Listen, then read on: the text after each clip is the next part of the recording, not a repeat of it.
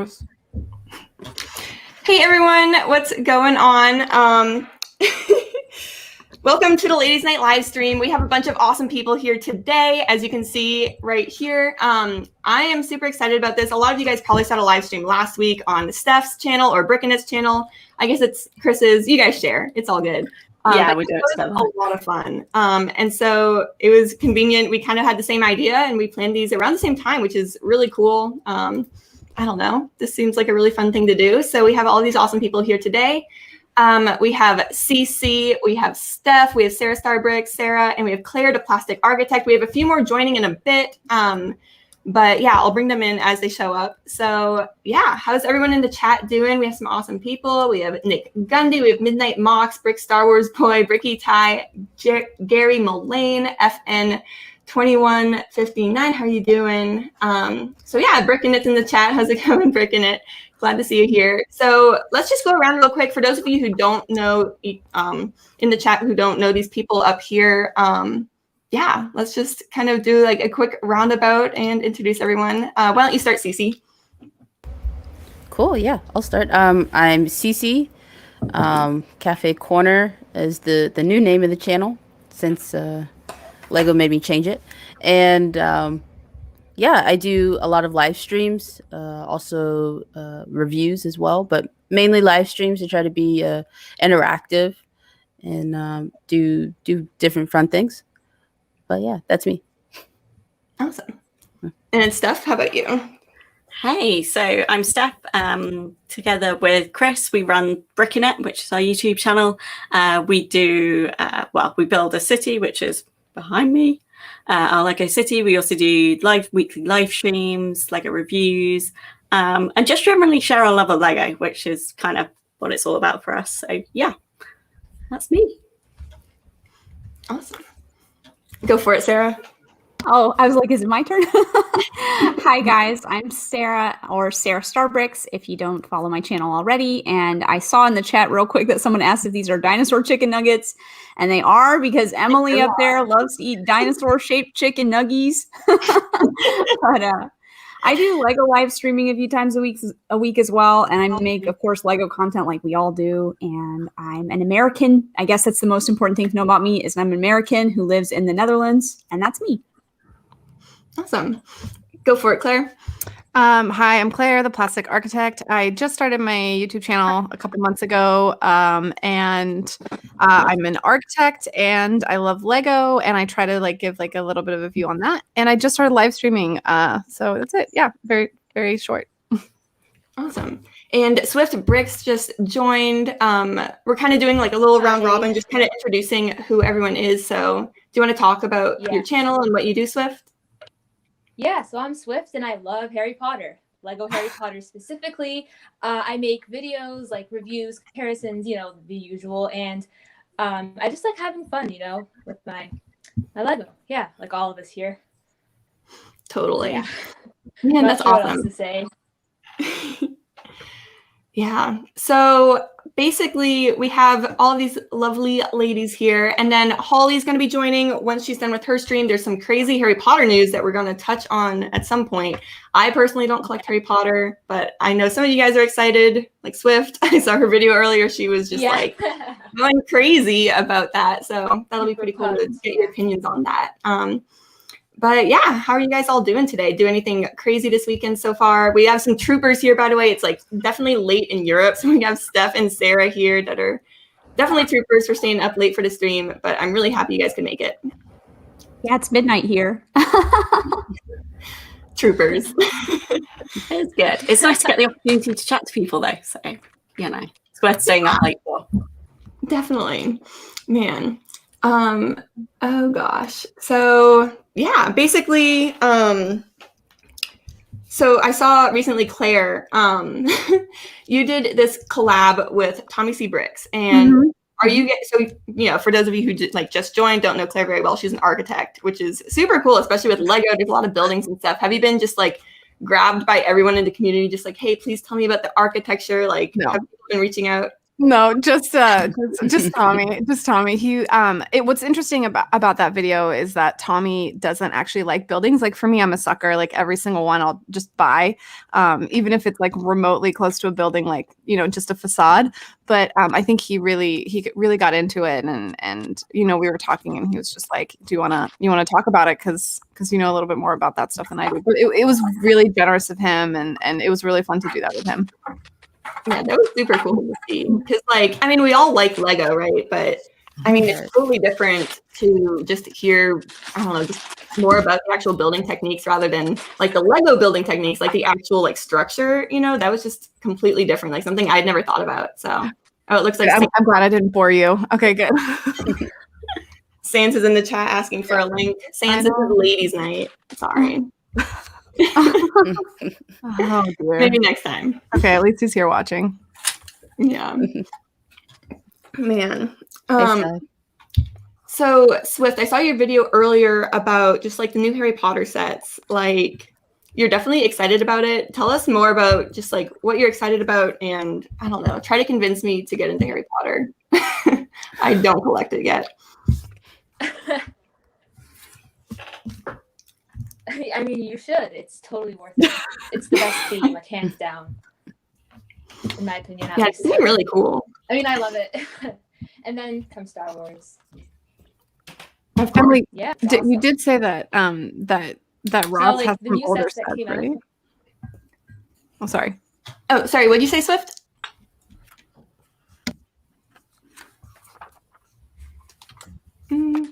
Nothing. I don't remember. Sorry. Oh, okay. Sorry. Yeah, Say that again, never mind. Oh no, I think there's a delay on Swift end. That sucks. But I was saying I thought you mentioned that Ross might have had some older sets like lying in the archives. Oh, yes. Yeah. So actually, I have some updates for y'all. So I don't think we'll actually be going to the storage unit, but it's like on the way between like here and Ross's mom's house. So they're actually coming this weekend with a bunch of old Lego sets. So that's really cool. I'm excited because, yeah, they have Fluffy in there. They have like a bunch of those like 1999 Sorcerer's Stone sets and stuff like that. So that'll be pretty cool. But yeah, that'll be awesome. Cool. Mm-hmm. Super cool. Man. 2001. Yeah. 2001. Sorry. Hard to find. So are those sets, are they Yeah. still like built, or are they in parts that you're gonna have to rebuild them? They're probably destroyed. They're probably like absolutely like in shambles. So that's kind of stressful. Hopefully, like I don't know. Hopefully, like they're not completely like destroyed, right? Like hopefully it actually works out okay. But man, You've had lots of practice in this though recently, haven't you? So we getting definitely all the sets and having to make sense of them and rebuild them. So you know, we've been training for this. Yeah, we definitely talked last time. Like even with like Holly talking about like trying to move internationally with Lego, like me and Ross literally moved like 10 minutes away from where we were. And it was so stressful. Like the Disney castle was just like destroyed. Our roller coaster was just like all torn apart. I can't imagine like actually like moving like across the country, internationally or whatever. Like You'd have to get rid of those empty boxes. Like there's no way. There's no way you're gonna like save hundreds of boxes. No, you can do it. You can do it. If they're flat, I think you could put them in the bottom of your storage crate.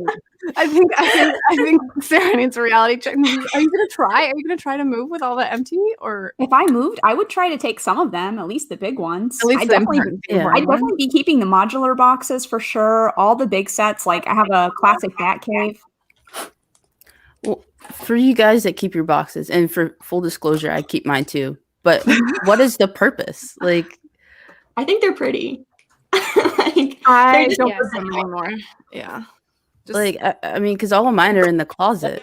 And honest, like, if I Yeah, I really keep had my like rare a come to Jesus meeting with myself, I was like, why? right. I mean, for me, like, so I actually recently I did a room tour and I like showed off the Lego closet. Like in our Lego city, I was like, this is where the magic happens. This is like our terrible, dirty closet with like junk everywhere. But like I finally went through and half of it was empty boxes. It was just like full empty boxes, you know, like it wasn't broken down or anything. So I finally went through and like broke those down, and now instead of having like half the closet just be full of boxes, including the Falcon. I didn't disassemble that one though. Like Ross won't let me touch his Falcon box. That's somehow like half the size of this room. But it's all just in a little corner. But I don't know. I think they're kind of pretty, like the NES one or like the buildable Mickey Mini, stuff like that. Like, I don't know. When I see them, they kind of make me happy.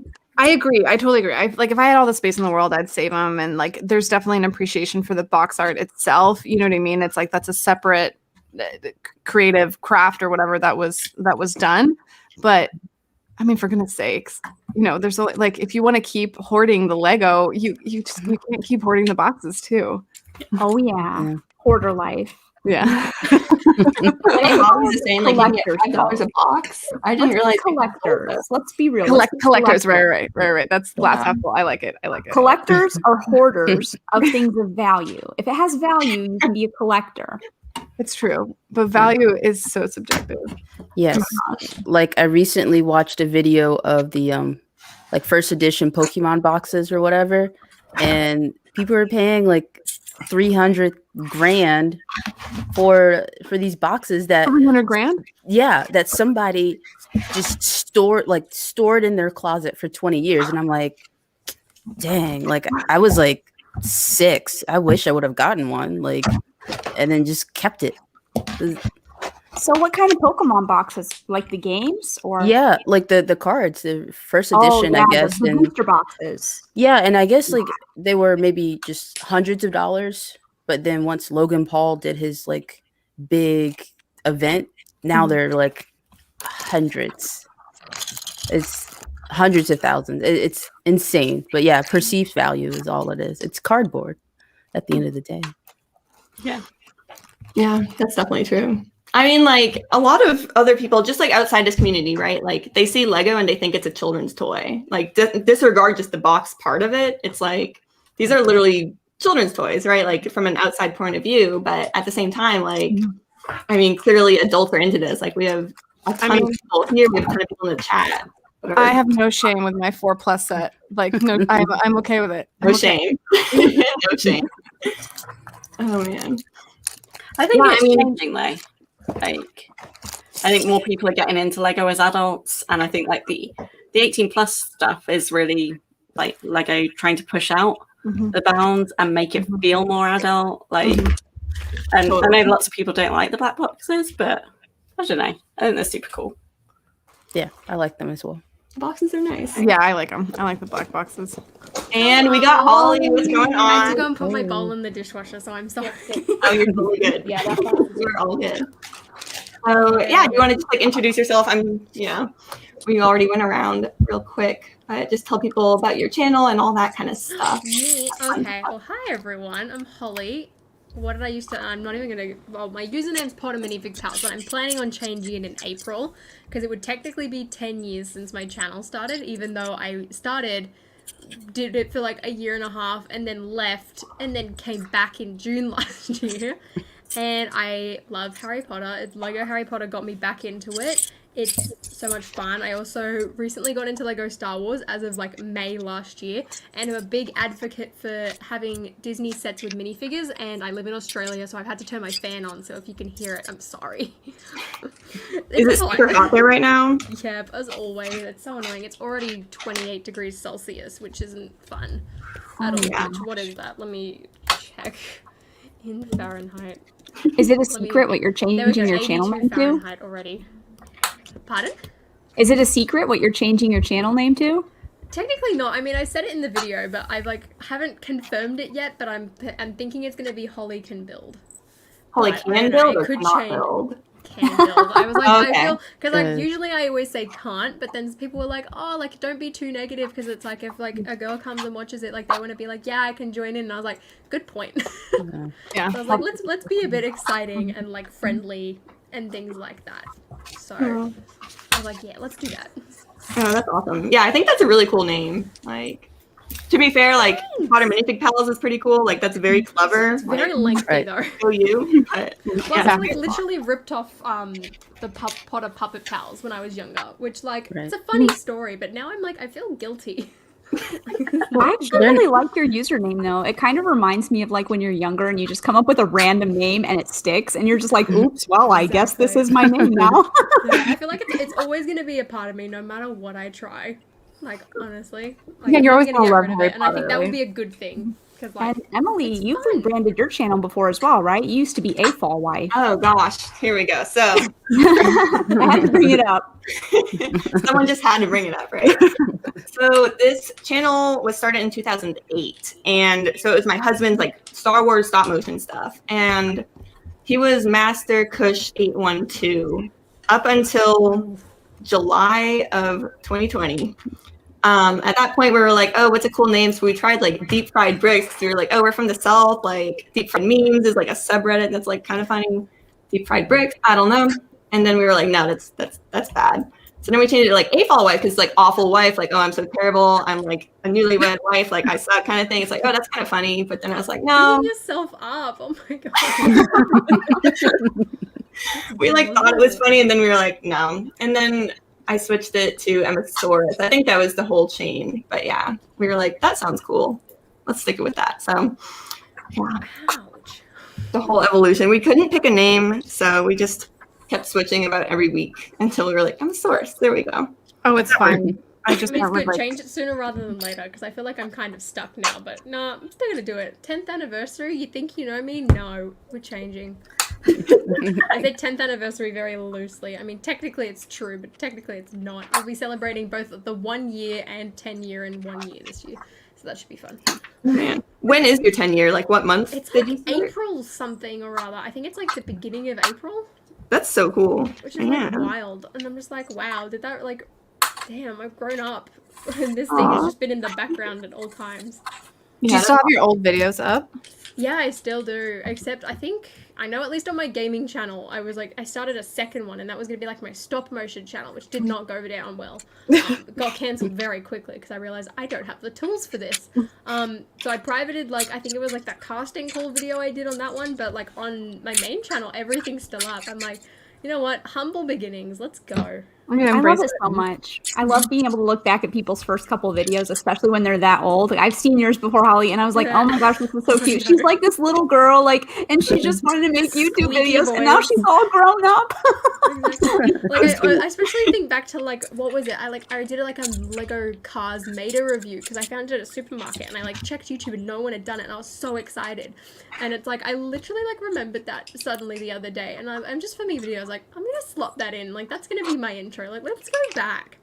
Like why not? Like I know so many people who are like always scared and like they'll private all their old videos or they'll just like wipe it from the memory. I'm like no. She was cute. She was annoying. I just did like one entire take on an iPod Touch and then would upload it from the YouTube app off my iPod. It's like, no, humble beginnings. Let's go. Let's keep it up. That's awesome, though. Y'all can't embarrass me. Get out. No, I remember too with like the intro, and I was like, she is adorable. Oh my god, I know. I'm so happy to see that. Good for you. It was like wild as well. Like that one did like I think it hit like 5,000 or something within like the first 2 months. So I got an email back then, like before monetization was like a massive thing. It's like that video hit it, and they're like, you can be eligible for this. And I was like, Mom, can we like set it up? And then like I was just completely lost and never went back to it.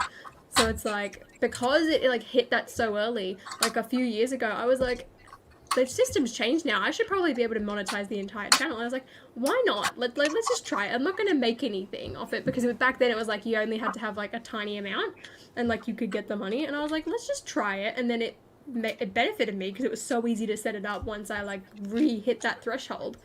It's the best. That's pretty sweet. I'm a genius. Just kidding, I'm not. Are you drinking coffee or tea up there, Steph? Coffee. Oh yeah, I figure. Oh my god. I'm thinking about getting some as well. It's like, I'm not going to manage it otherwise. Like, I'm probably in bed by this time. You're doing great.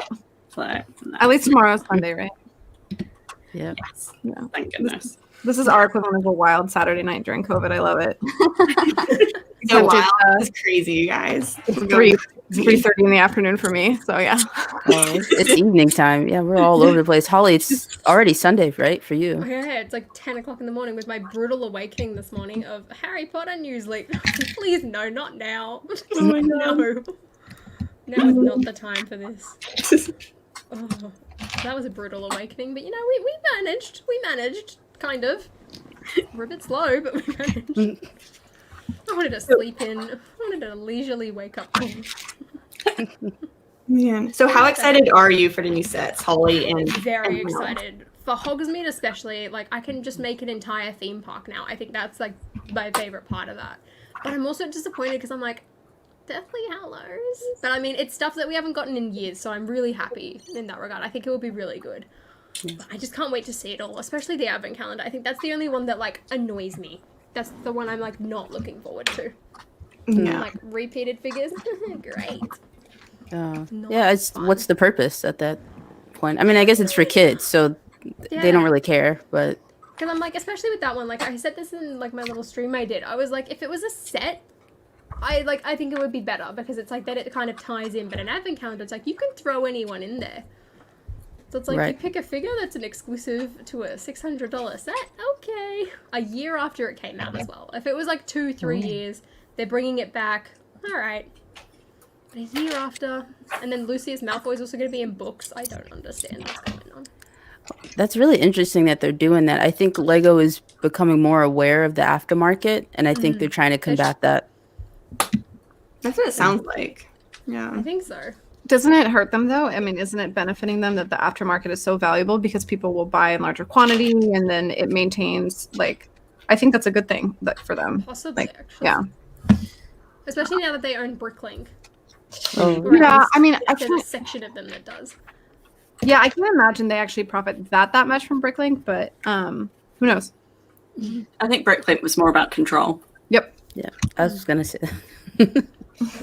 But here are 300 Bespin jewels that someone bought to resell. Yay! Oh my god. Yeah. Oh, that was a mess last year. I imagine it's going to happen again this year. Unless they haven't even planned to do convention sets because of the uncertainty. That would be another interesting thing. I think though controlling like buyers and sellers like that though it like completely ruins like the whole concept of a free market, right? So you can't really get upset with those guys because they're completely within their rights to go. It's like everyone's like, yeah, it's like you can be like, oh yeah, they're taking it away from kids, blah blah blah. You know, yeah, they're taking it away from kids, but at the end of the day, there's still other toys for kids to play with. It's like your child does not need that limited edition like Star Wars figure. That's not what's going to bring them joy and purpose in life. Like, sorry, Right. parent, you are Especially giving for those yourself an people who are excuse. like doing it fairly, where it's like you're within like the 3 limit, or like you get like your family member to help you buy it. It's Right. like if you're using bots, all right. Yeah, no, I agree. Like, I wish it didn't happen, but it does. And it's like, but we can't be like, oh, that's unethical. Or people can do what they want with their time and their money as long as it doesn't hurt people. And like consumerism, you know, you can argue that it does hurt people, but I don't think this is it. Right. And at the end of the day, it's all those people complaining who are the ones pushing the value up. Like if Yeah. everyone didn't, you know, want to pay $200 or something for something, then like Like I it wouldn't specifically think back to the Nebulon B, because I'm like, that one was like, with everything that happened with Amazon, like that's mostly on them, pretty much, because it's like they're the ones who didn't set a limit, like they released it early and let people buy it. It's like if you like really had a problem, they should have cancelled all of those early orders. Yeah. And it's like that set, it's like it doesn't have any exclusive figures. The only thing exclusive about it is like the little stickered tile, which is in the Bespin set, and literally you could make that sticker yourself with a Cricut. It's like, and like everyone was like worried about that. It's like the exclusivity comes from the box itself. It's like it's not an exclusive set per se. So it's interesting, yeah, that you kind of mentioned that. My hand looks flat. Ugh. Flatten those boxes, guys. Oh, I went through my boxes yesterday actually because I was like, I don't have space to store my Mos Eisley. This is not good, and it's not even built yet, which is the big problem. So it's like I pulled down my little Disney train box, which I've now flattened, and it's like over there. I need to put it in the attic in like a bin bag or something like that. And then I opened up like my Disney Castle box, and I realized there's so much space still in here. So it's like I took out all of the boxes out of my Diagon Alley box and like all of the Star Wars ones, shoved them in there, grabbed my art boxes, put boxes inside that one that like with the punch tabs that I can't flatten, shoved them in there, and now that's so much more space efficient. Like I don't know what I was doing beforehand because like it was taking up twice the amount of space that it needed to, and I'm like, what am I doing? So now it's a bit more efficient, but I'm like, I feel like I should still throw some of these away because I'm like we said last week on the Brick and Knit stream. Too I much know. space. Too much space. Gotta get rid of them. I think I'll get brave maybe tomorrow. Flatten my Go through your boxes. boxes. Yeah. Oh god. Have a Flattening special them is ceremony. okay. Yeah, you should do it. Don't throw them away though. The first thing that I ever did was flatten them. It's like, Yeah. I can't believe that I used to just keep them as a solid box. That was the stupidest thing ever. Yeah. Flattening that's is me. definitely like step one. Mhm. And then when you buy so much Lego that you can't buy more Lego because of your empty boxes, I think that's like step two. Like Yeah. to me, it was actually giving me anxiety to have the empty boxes, and then that wasn't worth it. Like the anxiety obviously wasn't worth it. But if it doesn't, yeah, burn them, Cece. I love it. Oh man. Yeah, I finally flattened mine because they were taking up like the entire closet, and like Holly still like that Falcon box that's like a cube. Oh. It's like there's nothing inside it. It's just a box within like the brown box that you get from Lego sometimes. Yeah. You know, You can make a baby crib out of it, right? I think that's the next step. you can probably make a lot out of it. Honestly, that thing's gigantic. That would actually be really good to like store old sets that like you haven't like you've broken down and put in like a Ziploc bag in. I feel like that would be a really good thing for that because that box is like quite large. You could use that as a storage box, whereas like But is everything it else it's like small stackable? rectangles. Yeah. So it's like you can't really shove too much in there. Okay, I'm going to argue with you though, because like any organizational tool, you want to use clear boxes so you know what's in there, because Yeah, otherwise, true. yeah, right. Mm. You'd have to like label it and put like little sticky notes on the brown box on the outside. And then that just gets messy. Yeah. It's just like moving. Oh. Yeah. Like you find a box and it says like kitchen stuff, and then you go in there and it's like Christmas stuff. And Yeah, and underwear, and you're like, wait a second, how did this happen? Because you like use your socks to like This ain't right. pad your ornaments. yeah. The classic like middle of moving. Oh, I can't find where I put this one very specific kitchen utensil that I need. Yep. And it's like hidden with everything else because Oh, yeah, so you go buy- correctly. And all of a sudden, you have like 18 spatulas. Sounds I right. remember when we were younger and we moved, it's like my sister and I would be like, I want to play with this one very specific toy. And my mom was like, no, it's been packed. You're not touching it. Like, stop. Pick something else. Brutal. Speaking of spatulas, Emily, your baking video, can we expect a series of cooking with Emily? I've seen that, like, I was tapes like- and things like that on TikTok, and I was like, I want to do this at some point. And then I saw that, and I was like, yes. I was so like, good. oh man, like I knew that I was gonna bake that cake for his birthday, and I was like, that's like still Lego content, right? Like, and little mini figures on top, like it's relevant, right? I can do it on here, It's and fun anyways. It's the flavor. it was so much fun. Like, oh my gosh, I love it when you like start putting the red food down. You just put like 2 drops in this massive container. And you're I was like, like, is this enough? and then at the end, you're just like squeezing the whole thing in. I had no idea what I was doing. It's okay. I think that was the best part about it. Though. Oh, good. Yeah, I was like, why is this taking so long? Like, because I don't know. I'm used to like food dye being really strong, right? Like you only put in a little bit and it makes it all red or blue, whatever. Like that was not the case. I underestimated how long that would take, but yeah, literally, like I just left it filming and I was literally putting red dye in for like 20 minutes. I was like, is this like stir? Is this? 20 minutes. You got the spark note. Oh. Well, because you were putting in a drop at a time. The container was like this big. Pretty much, yeah. No. Pretty much. I mean, there's been so many cases though where it's like I'm baking and I'll put like what I think is 3 drops and it just it like spills out at a rapid rate and then I'm like, oh, it's too big, so now I've got to make more icing to like counteract that.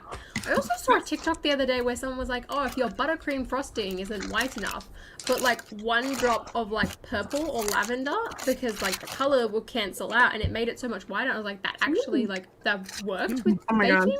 Science No way. is so cool. That's so cool. Yeah. I love colors.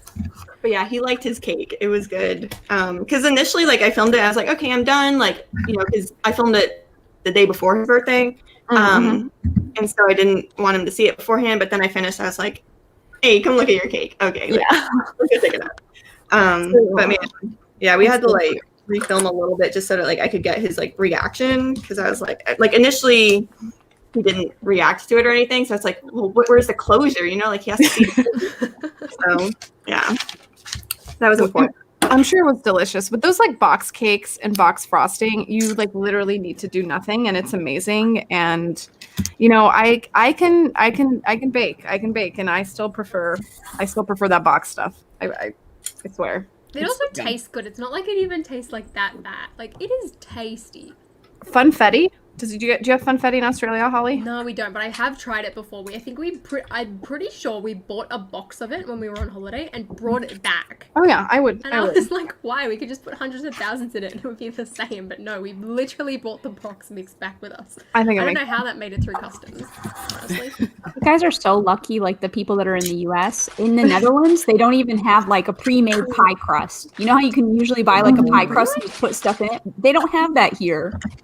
The US is the best for that, like pre-made stuff, I think. To the point that like we overdid it, you know what I mean? And it's like there's some pretty gross stuff that we probably shouldn't be eating. But the pre-made pie crust and like puff pastry, like in the freezer, like that rolled up stuff. I think that's like pretty clutch that we have that. They don't have graham crackers here. They don't sell them in this country. Oh, we don't have them either. You can't make like a lot of desserts that I feel like I'm used to eating in America. You can't make that here because there's no graham crackers. It's like, I know there's like so many things, like even just like s'mores here. It's like everyone wants to make them because it's like, it's a big American thing. Like, let's do it. And everyone's like, well, how do we do it? We don't have the right like cracker, cookie, biscuit thing. So it's like everyone just like goes and just gets like the most generic, like basic looking one, and then we'll put the rest of the ingredients in, and it's like, yep, close enough. You guys could like do your own thing, like with Tim Tams, like do something even better and like one up us with the s'mores, right? And the thing is yeah, you always like think of like what you're missing rather than like what you have, because there's like tons of stuff that we don't have here that I'm sure that are in the Netherlands too, right? And I just can't think of any off the top of my head. I'm sorry. Yeah, I mean, there is. No, there is. Like, I'm thinking of like they're like the, what do you call them? The lotus cookies, but Biscoff? Yeah, like the Biscoff and stuff. Oh and my God. I love so I've made pie crusts out of the Biscoff cookies because that's pretty good. Oh, so you can crush that up and make a pie crust. But for me, I just sometimes want to make an easy like cheesecake, whatever. You can't even make a lot of things here. For Thanksgiving, don't even get me started. It's a real mess. Oh. And I spent Thanksgiving in Germany one year, and like, I mean, obviously they didn't celebrate it, right? But like, it just felt like any other day, and that was just so weird coming from America, which like obviously here we celebrate it, there we don't. But you know, it's just like, I need turkey, I need gravy, like all of this stuff is just so hard to just make. You know, like they don't do like the pre-made stuff, like the box stuffing or you know, stuff like that. You know, it's a lot. And different. They don't sell pumpkin pie filling either. So it's kind of, you have to go to like specialty import stores just to find like pumpkin pie filling. And I'm like, this is such a basic thing. Like, why does this not be here? Oh my gosh. Yeah, actually there was this one like American store, and it had like Fruit Loops, Cocoa Puffs, like Jif's peanut butter, like stuff like that, where it's like the grossest American food. Just hit my table. Like the US has so many different types of cereal. Yeah. It's like, why? Because we like to get fat really here. good. That's why. Did we say we like to get fat? It's a complete breakfast. Like there is so many, and then it's like I walk through our section and it's like, what, we've got like 8, and I'm like, well, I mean, they're good tasting cereal, but like at the same time, like I want something a bit more fun one day. Spice it up a bit. I think my favorite, if like I would indulge and not like think about what I was consuming, it would be the Reese's Puff cereal. Oh, ew. Looks like puppy chow. Me, Cece? No, I for like that, and that I'm too, like Claire. confused. I like I'm the Reese's this Puffs either as well, looks and I'm good kind of or mad at my too mom sickly. because she sent me a suitcase of stuff, and she sent a box of Reese's Puffs, but they were like really old and clearly from like her old cabinet. And I'm like, man, why? If you're gonna spend money sending stuff here, why not buy a brand new box of fresh cereal? Like, why are you gonna send stale cereal from the Netherlands? Oh man. And so really way she shipped it over to you. That's such a mom move. That's like such a mom move that doesn't want to like waste anything. Yeah, she's like, I'm getting rid of it anyway. We're not wasting food. There are children in Africa starving. It's gonna go to waste. That's true, but at the same time, collector you want says- stale food. Peanut butter Captain Crunch. I didn't know that was a thing. I think that's Yeah, it is. pretty good. Which I like one's the original Captain Crunch. again? Is that one of the ones that's like a square? Yeah, it's like a square. Captain Curved Crunch. Captain Weird Crunch thing. normally is, but I think the peanut butter ones are round. They're puffs, yeah. The peanut. Yeah. Is it just like added round peanut butter puffs or No, I think it's just round peanut butter puffs. No normal Captain Crunch in the Captain Crunch Oh. peanut butter. Yeah, I don't know. Sweetened corn and oat cereal. I'm just gonna do a little, video on this. Pillow Yeah. type things. So There's so Claire, many types. I remember, so I was tuned into Greg's stream yesterday, right? And basically you guys were talking about how like last week Steph did a girl stream and that was awesome. But a lot of the guys watching were like, wow, that was so different. That was so like unique to see that. How cool was So that? peaceful. Like, I mean, that's just, I don't know, just like watching that was so crazy to me, right? Because like this feels so normal. Like this feels like we're just hanging out. Like nothing weird is happening right now. Like this is just what we do. But a lot of people are here watching, which is awesome. But they're like, wow, this is so fun. Like ladies' night, so cool. Like it's just different. I don't know. What do you guys think about that? I think that it's either two things. It's either they get excited just like seeing us all on a panel. You know, I don't think we're like reinventing the wheel here, but it's like also exciting. But maybe it's the subject matter. I think that's what was mentioned yesterday on Greg's stream. People were like, okay, the things that you were talking about were like a little bit more interesting and the energy was different. But like, maybe it's like the collective union of a bunch of females together gives off a different energy, but like I don't feel like I act any differently than like we do on our regular, you know, streams. But I mean, and BFAB, he's like, we need a gentleman's night. I mean, you are more than welcome to do that. every other stream? Yeah, exactly. I think we do that already.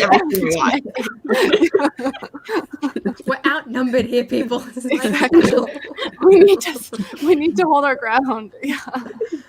Right. It's like, I feel like remember it was reading really the chat and different. people were like, it's calm. And I was like, so true. Yeah, So there's I no keep yelling. accidentally interrupting everyone. Exactly. Tantrum. Yeah. I think somebody did bring up that point as well, that the main thing is a lot of times, like when the girls are on the stream, we're kind of like the one girl on the stream. Maybe there's two. And it's kind of like, I don't know, at least for me, I don't feel comfortable interjecting myself all the time when all the guys are talking. So maybe it's just that people don't really get to hear us as much.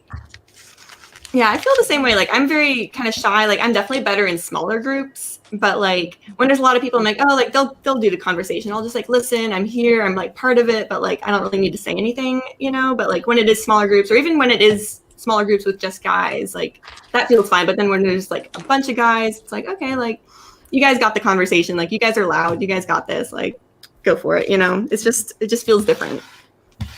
Right. There's nothing wrong with being a loud female. That I think I like. I'm pretty loud, and it's okay. You just gotta fight. You just gotta fight your way through like the screaming. Just like insert your voice in there because you've got something to say, and it's worth hearing. Just yell. Just start yelling, everyone. Yeah. Then everyone will have to respect you. Easy. That's how it works. I wish.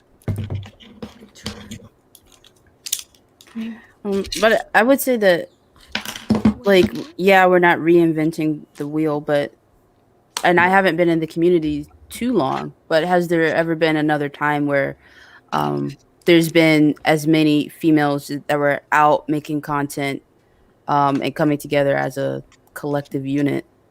Not that I know of. Because, like, I think back to, like, when I very first started. And it's like, you had the Brick Queen. And, like, she was, like, ruling everything in that regard. And, like, I honestly, like, just watched her mainly for her Harry Potter videos and, like, displays. And I was like, this is amazing. And then there was, I know BFAB, like, brought them up before in, like, a few of his videos. But Lego Show Reviews, I don't know if you guys have ever heard of them. But, like, they were just, like, some siblings. I think there was, like, 2 or 3 of them. And, like, they would sit there and, like, I remember I won one of their, like, giveaway competition things for, like, the Batcave that came out in, like, 2012. Never got it. Might have scammed me. Interesting. But then they, like, disappeared. And apparently they're all, like, cheerleaders now, I think. Judging by, like, their banner and things like that. But other than that, it's like there hasn't really been anyone. Like, there's been people around. But, like, no one that I can think of that either, like, hit that same level as, like, the Brick Queen, let alone a group of people. Right. And it's like, especially like kind of in that like 2014 to like 2019 period, I feel like there was like no one. Like I look back and like, even though I wasn't really in the community, like every time I would kind of like glance in and just see what's happening, it's like nothing Well- was nothing was going on. I've been told that it's definitely a different kind of content, but I've been told that like, you know, the AFOL community, which isn't necessarily like making produced content like we are, but is, you know, like kind of coming on here and like just hanging out with friends and essentially streaming, that they've done that. And that's been in existence, but it's very definitely like, the viewership is a bit different. Yeah. Because like everyone's always around. Like there's definitely people there. But There's like, whether definitely or not they're like posting and things like that. Like that's what I realized. It's like Yeah. I've always like been in the Lego, like into Lego, but never like posting or like interacting and things like that for the Yeah. longest time. And it's like even like the mock builders. It's like that separate type of community Yeah. where it's like really they're there and they're Yeah. doing their own thing, but it's like very separate to like what we all do. Yeah, I mean, they're not interested in like seeing a review of the latest set or what an architect thinks about, you know, the Parisian restaurant. Like, they can give two, you know, Fs. But like, I think that like they exist and they should be recognized in their own way, right? I mean, they have a lot of talent, and it's. I think in they're a lot more live on Instagram as well, if they do post at all, and through Definitely.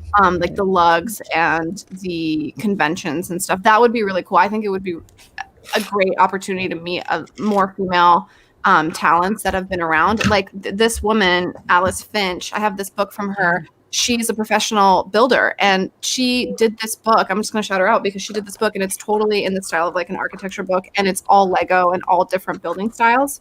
And she's a badass. Like she's like, her collection I think is on Beyond the Brick, and yeah, her house is like just a storage room for Lego. The house is crazy. Yeah. It's so cool. That is super cool. And, well, I mean, Sarah, so I feel like it must have been recent you were saying this, like your channel on your like analytics you've checked and it's 50% female that are watching. Yeah, for me, And I have 50% female viewership. That's a lot. that blew my There- mind.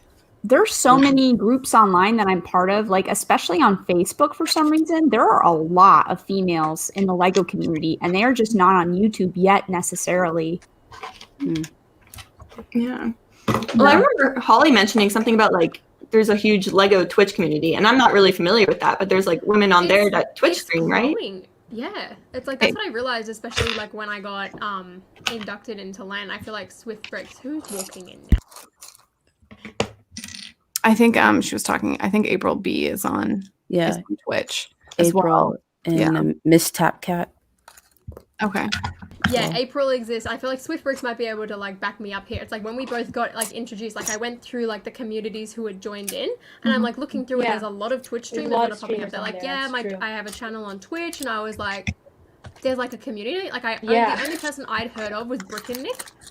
And he's got like a Fall Guys like ideas project, and is like doing like he's like very like engaged in the community and all that. And like I follow him on Twitter, but it's like I didn't realize that like that's like a growing thing, and like people are going to Twitch and just doing like live builds all the time. Because I know like I've seen a few people do it. Like when I was on like the peak of YouTube in 2014, when like Thatcher Joe Suggs was like peaked and all that. He recently bought the Millennium Falcon last year in quarantine, and like he's just known for like his prank videos and his vlogs and things like that. And he came on Twitch and just started building it, and I was like, I'm gonna watch this. Like I'm really into Lego. It's like it was great to like see people doing that. It's like I didn't realize like that it's like an up and coming growing thing. Yeah, I mean, Sans is on Twitch, and Dan is on Twitch. He's the I think it's the military guy from New Zealand.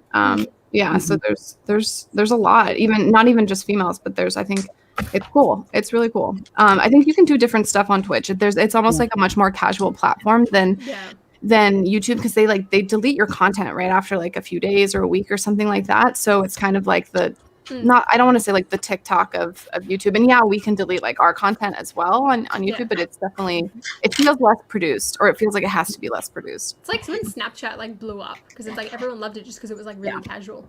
Exactly. Or raw.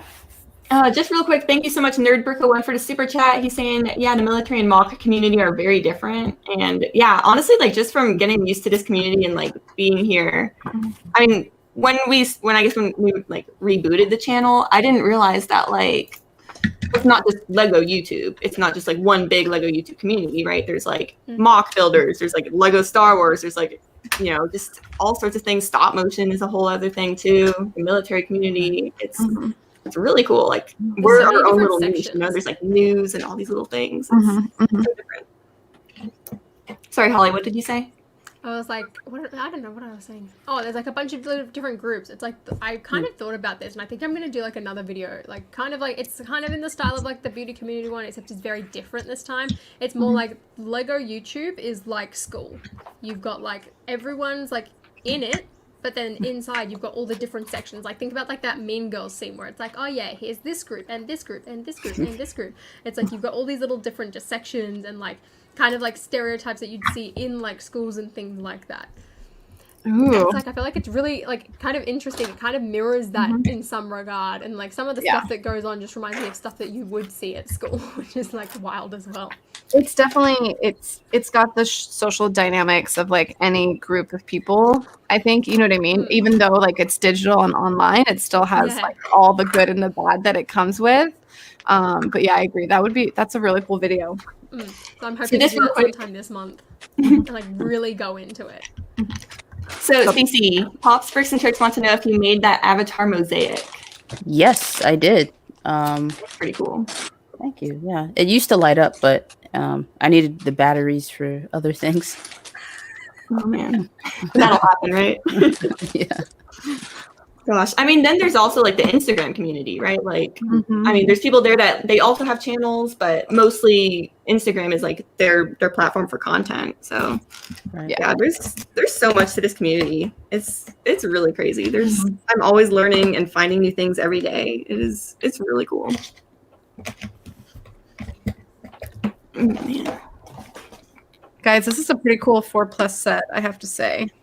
Is that the Toy Story one with Jessie? Because I swear I saw the Jessie minifigure. Yes, I love that one. I put her in the van. She's right there, driving like the bad bee she is. And then here's Forky, which I know is Rogue's like favorite. Rogue loves that thing. Exactly. And then there's this fellow, which he already came in the enough series. But it's also legs down. It's so yeah. Oops, sorry about that. I just put them together. Hold on, I got hyper excited. Okay, hold on. And then, but there's the thing that I think is cool. These are all printed pieces. So like that's the thing I love about the junior sets is the prints. Yep. These are prints. Okay, and then like how cool would this be? Imagine like having a campground in your city. And then these are also printed pieces, like the front and the side. This like RV thing is a print. So cool. That's really cool. Yeah. Now I want that. Oh yeah, and this guy's in it too. I love those. So It's awesome. I held off on those for such a long time. I was like, oh, but like I have the old molded head ones. Like, do I really want like minifigure ones? And then I was like, oh, I really want Rex. Like never got him, so I was like, oh yeah, let's get into that. And then now I've got them, and I'm like, these are cute. And I bought Bo Peep, and I want to try and get Ducky and Bunny off Bricklink, and Gabby Yabby as well. And then I should, I think, have all of them. Are you gonna put them in like your IKEA thingies? Yeah, with all of them. And then I'm thinking I'm gonna stick like Rex and Bullseye like right on the top and just like Bluetooth them down. I also really want to get my hands on Ham, but he's quite expensive. Yeah, I feel like if you, Emily, are you trying to collect all the Disney figures? I'm working on it. So yeah, I definitely, I've only started collecting since it was after CMF Series 1 retired. So I went back and found all of those eventually, but like I'm definitely newer, so it's quickly kind of hard. Yeah, I've like gotten all of those now, so that's good. But man, I mean, yeah, I definitely want like all the Incredibles ones, all the Toy Story. And I got, oh gosh, I don't have it up here, but I just found like that buildable Buzz at Bricks and Minifigures. Oh, I was saw that on Instagram. Yeah, I was so happy. I need to find Zurg now. I think that'd be really cool. But the Zurg is really cool. I think that one's hard to find on. It was either Zurg or Buzz that's hard to find on eBay, because back when I was doing a lot of hunting, I was trying to find those. Yeah, man, at least new. But. Yeah, I know like ours was new in box, and I was asking Ross like, why are there like new in box sets from like 2010 or earlier? Like that just kind of blows my mind. From? That's what I want to know. Like who got rid of those? Who didn't want them? But yeah, I mean it benefits us, right? I'm like, sweet, cool. Now I get to experience this, so it's all good. Construct a Zurg. Let's see. It's cool. Find any? Wow, he's relatively cheap sealed on Bricklink. $22. That's not bad. If you don't Okay. mind shelfware on the box. Oh yeah. Shelfware. Oh, okay. Well, it depends if you keep in that box or not, doesn't it? There you go. That's a good point. I jump on that one then. I'm surprised. I mean, I imagine Buzz is probably more expensive. So yeah, I think it was the Buzz. There's quite a few of 70? them. That's Yeah. I feel like Oh. Zerg is like 4 pieces, but he looks cool. I really want it like for Buzzes are behind me used. next to like Mickey and Minnie. I think that'd be cool. Oh yeah. Little like Disney Buzz in display trouble. area. Mhm. That'd be neat. Yeah, $70 is the first one that's new for Buzz. So that was a really good find. I want to put Buzz with if I get him, I want to put him with my Monkey Kid mech. Just like that'd be cool. walking around, having a coffee through town. Speaking of Monkey Kid, did you guys see the new set? Specifically that massive like fountain? Yes. Oh, yeah. Oh Yes, my I'm God. getting that day I'm one. Opening Yeah. day one. I'm getting it. It looks Me too. so good. No, I love that one, and I Jordan. love the one with like the buildable lion Oh Yes. kind of thing. That one looks amazing as well. The first thing I thought of when I saw that waterfall, I was like, this reminds me of The Lion King. Like when they're in like that fantasy land with like Timon and Pumbaa and Oh. just like a magic yeah. waterfall, and I was like, I kind of want to get the creator Can- lion now. Can you see And the like love? build behind him it? and then Yeah. like make stickers and then print them out on like sticker paper and just like make Simba and then like build a Timon and a Pumbaa and like have the little branch in front of that waterfall and just make this massive thing. I feel like it's very ambitious. But I think that's a great idea. I love that we like all have completely different like reactions to it. Like I want to put it right behind my T-Rex Rampage and then pair up the Oh, friend that would sets be that go great. with it, like the other waterfall ones. And so, I mean, it would be like a similar, I don't know. like an entire jungle. That Yeah, would be so exactly. good. And then it transitions into like Ninjago City or something. This, my plans, they don't work in a 2-bedroom apartment. Like at all. That's why we moved, Claire. That's I'm why moving we- to Austin or Utah. I need to go somewhere even cheaper than Texas, apparently, with my plans. Good luck, man. Yeah, it's so hard, right? Because this hobby literally requires space. Like, it's crazy. And at least, like, I still have a bunch of wall space in here, but I mean, I kind of like keeping it contained. Like once I start installing shelves, those are just going to get filled up immediately because there's already stuff I'd love to display. So it's hard. Man. This hobby is hard. Problem. Just endless space. It's like you can only buy so much house to hold your Lego. There's a guy that he's on Steve Reynolds live streams a lot, and he has like a whole separate house. Yeah. Excuse me? Yeah, like it's think we have a literally a solution. separate home. Is he in And he- Australia? Yeah, and like he walked through it, and I was like, oh, cool. Like, where do you sleep? Mhm. Or like, where do you live? And he's like, oh, I live next door. And I was like, excuse me. See, like a this totally granny flat makes for all the sense to me Lego. though, I because that's what I like keep this. telling Mike is that I want him to buy the apartment next door. Just like push the neighbor out and be like, "Hey, man, we want to buy your apartment because that can be the Lego apartment, The apartment over there is for sale. right?" Like just it makes gonna- sense to me. And this Yeah, is that what totally hoarders makes do. sense. Hoarders also, they fill up their house and then they buy another house. So it makes sense to me, this Australian person with their extra house. It totally makes sense to me. When do we tip from being collectors to hoarders? We're there. We're there. We're there. When the city comes knocking. Yeah. When you have an entire wardrobe dedicated to boxes, I think that's the moment.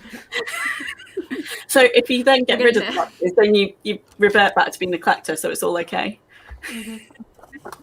I think it's when a portion of your life is dedicated to cleaning the stuff that you've hoarded that's not necessary for your day to day.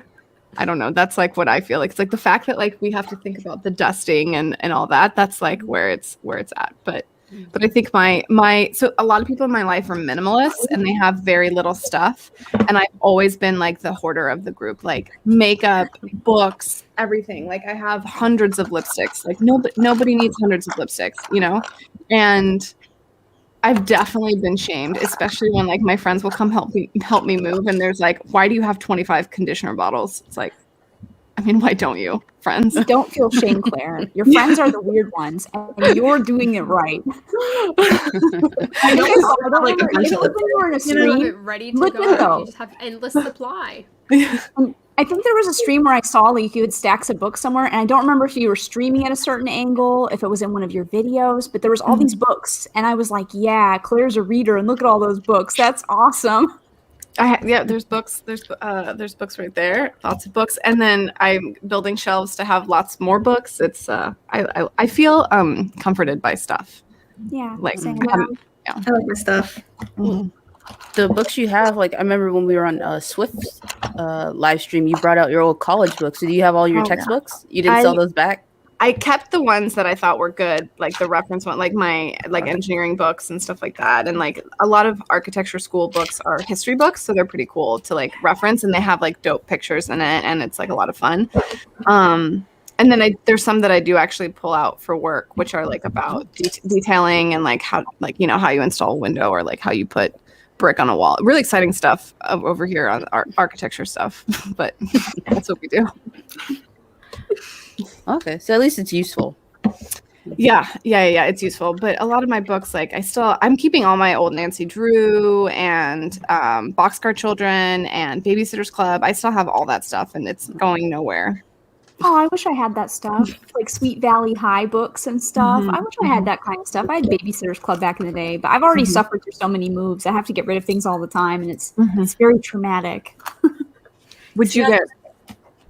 Sorry, I just got all those books from the library, so I never actually had them. They always went back to someone else's. That's store. probably healthy. That's probably Makes moving easier. Yeah. I think I would get rid of my Lego before I got rid of my books. Really? Wow. Leave the stream. Get out. I know. Very interesting. Yeah. I had to get rid of hundreds of books when I moved to the Netherlands because they just took up so much space and they couldn't fit. And it was really sad because you can't really sell books anymore either. So they just got dumped at the library, and it broke my heart. But my mom bought me a Kindle before I moved. And it's like, this was like your, like feel better. You can put your books on a Kindle. And I'm like, well, it's not really the same, but okay. It kind of helps a little. Yeah, it's not really true, Claire. At least you can make money off selling the Lego, not the books. That's true. And the books, a lot of my cookbooks, this is like super sentimental, but like I'll do a recipe and then I'll take notes in the recipe, the date that I made it, what I thought, who I made it for. And it's like my whole thought process is my cookbook collection will be something I pass on to like my kids, because it's like cooking is such a big part of my life, and I've been doing it for over 20 years. Since I was really young. And so, yeah, I think that's, and then I guess I get all the Lego too, but the cookbooks are more like, I can't write on my Lego. I'm not I was going to say, if you start writing on that Lego, we're going to have issues. exactly. I'm not gluing it. I'm not writing on it. Yeah. Little notes in Write the the instruction book. maybe? Yeah. And these, but the problem, what I think would be really cool, the really big instruction manuals, I think it would be really dope if they like put spine printing on it, so that if we put the big ones in a bookshelf, we could like pull out and be able to locate the anyway. But I would love that. Yeah, I would definitely. totally do that, like as decoration, like Lego Yeah, decoration Lego. kind of thing. Mhm, That's so cool. Yeah, I love that.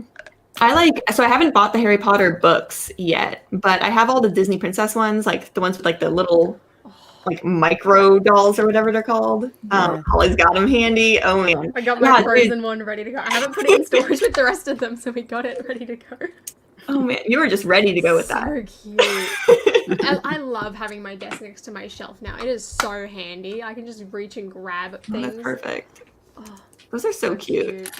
I just love them because it's like a Lego book. Like you can put them on a bookshelf and have it be like Lego decoration. And that's the only reason I would want the Harry Potter ones. Like So I these don't want to display ones- them or anything. And the printed pieces on there are so cool. Those are definitely going in Disney World. I love Like them.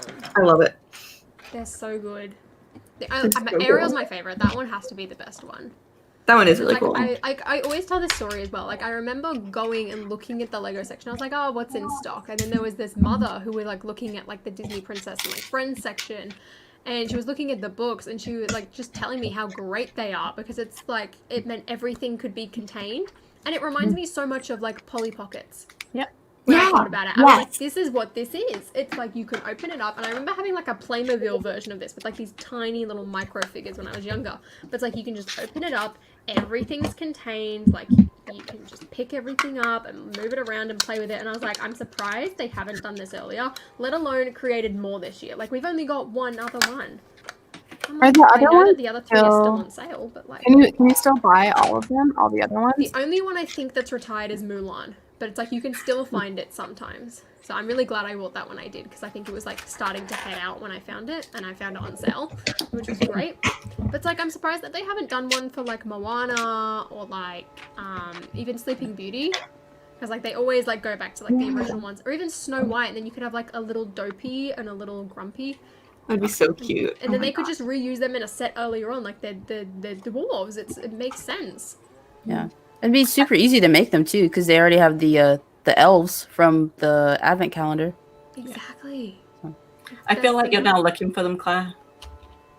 I'm like trying to find them online right now. Oh my God. You are an action so taker.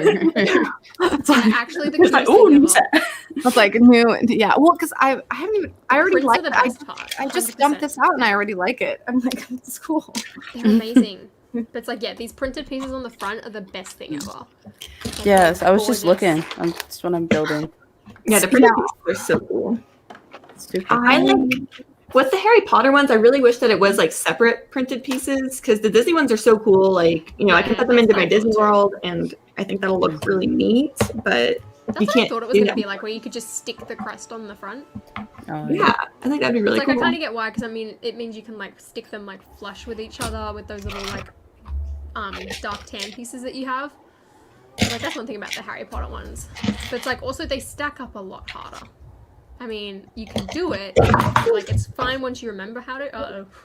It's like We're it's good. a lot. It's a That lot sounded harder good. to kind of put them back together. It's like at first I didn't even realize that like the tables on the Harry Potter books, you could stick them down properly. I thought they just like kind of sat there and floated, but no, you can actually press them down onto studs, and I was like, whoa, amazing. Really cool. I'm excited to play with these. I don't know if I'm gonna like.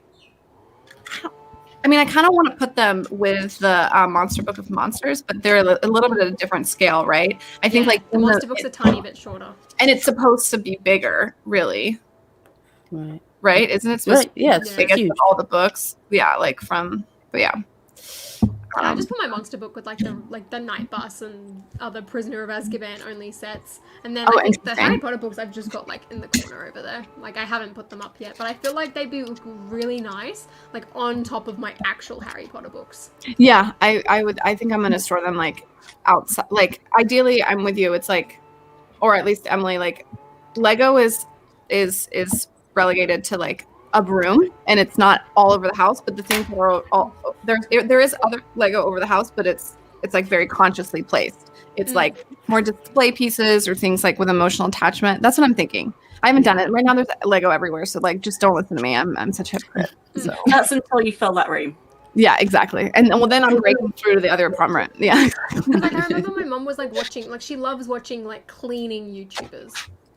And like I remember she was watching one about like organization. It was like an IKEA storage video, and like it got to the end, and then this woman like walks into her living room, and she's like, "Oh, so here's my husband's Lego display." And it was like these two Billy bookcases, like one was the double one, and one was like the skinnier one, kind of like placed in this corner.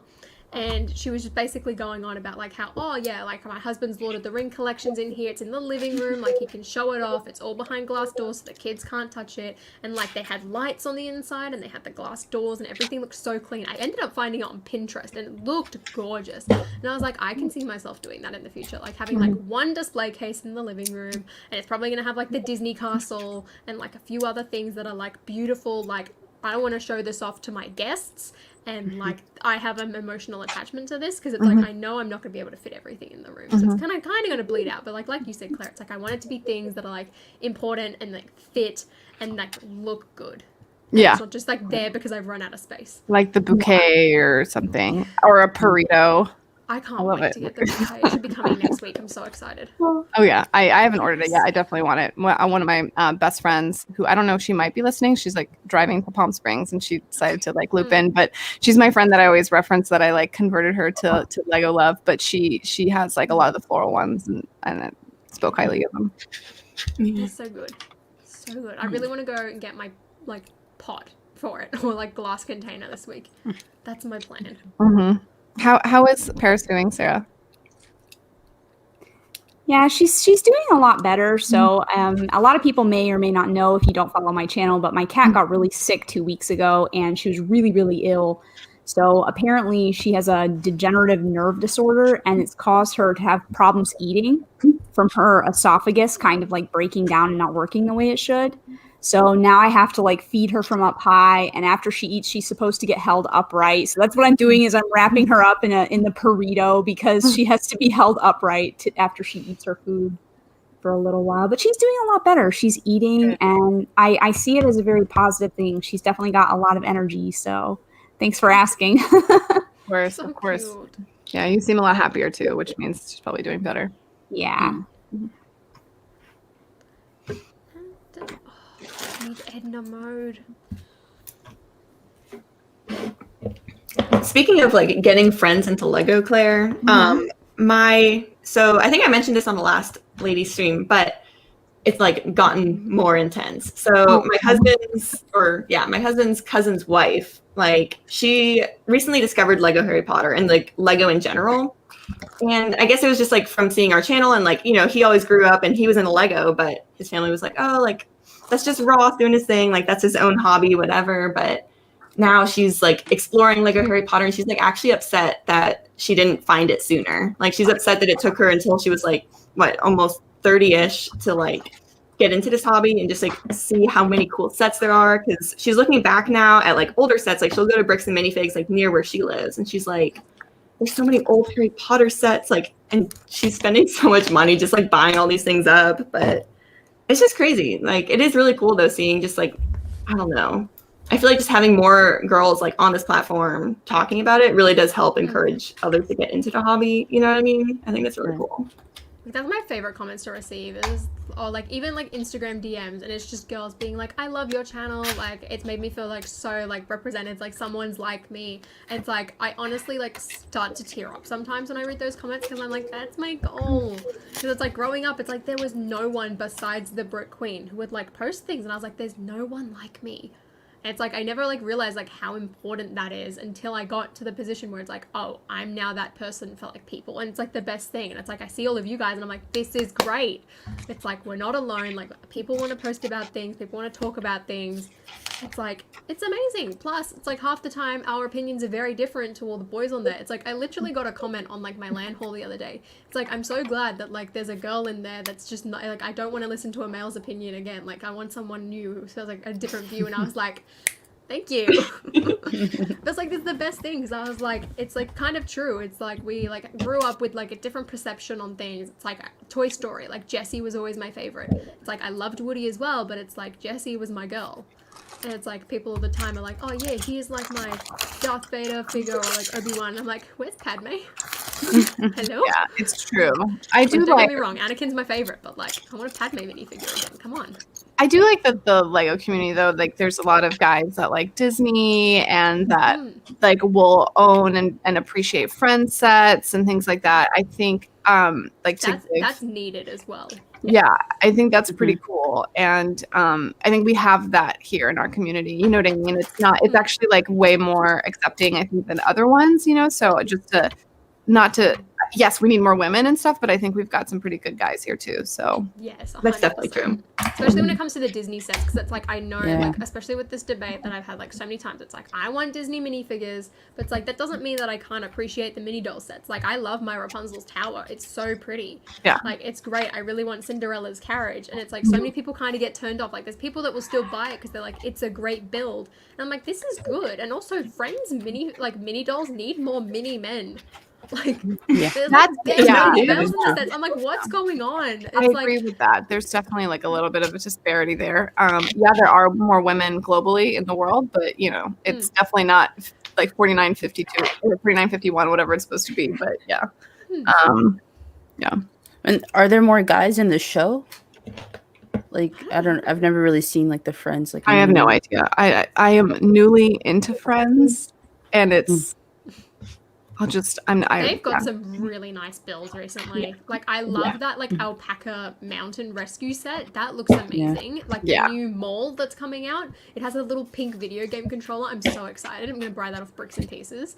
It's like the cinema and the cafe. Like the cafe's sold out here. It's like they're so pretty. They're better than the city builds. I'm like, what's going on? Yeah. Oh yeah, they're fantastic. Sarah, you've been on board for a while. You've like been aware. But my eyes are finally open to it. But it's, I think it's the thing that's unfortunate about Friends is that there are so many sets. And if you have any kind of completionist like sense, me too, same thing. I have to, like check it off the list.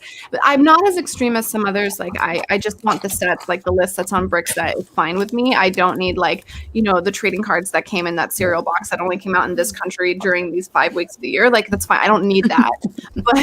Or the paper napkin that was like a re-release, at McDonald's, but only in California. I don't need that stuff. But still though, like I still want.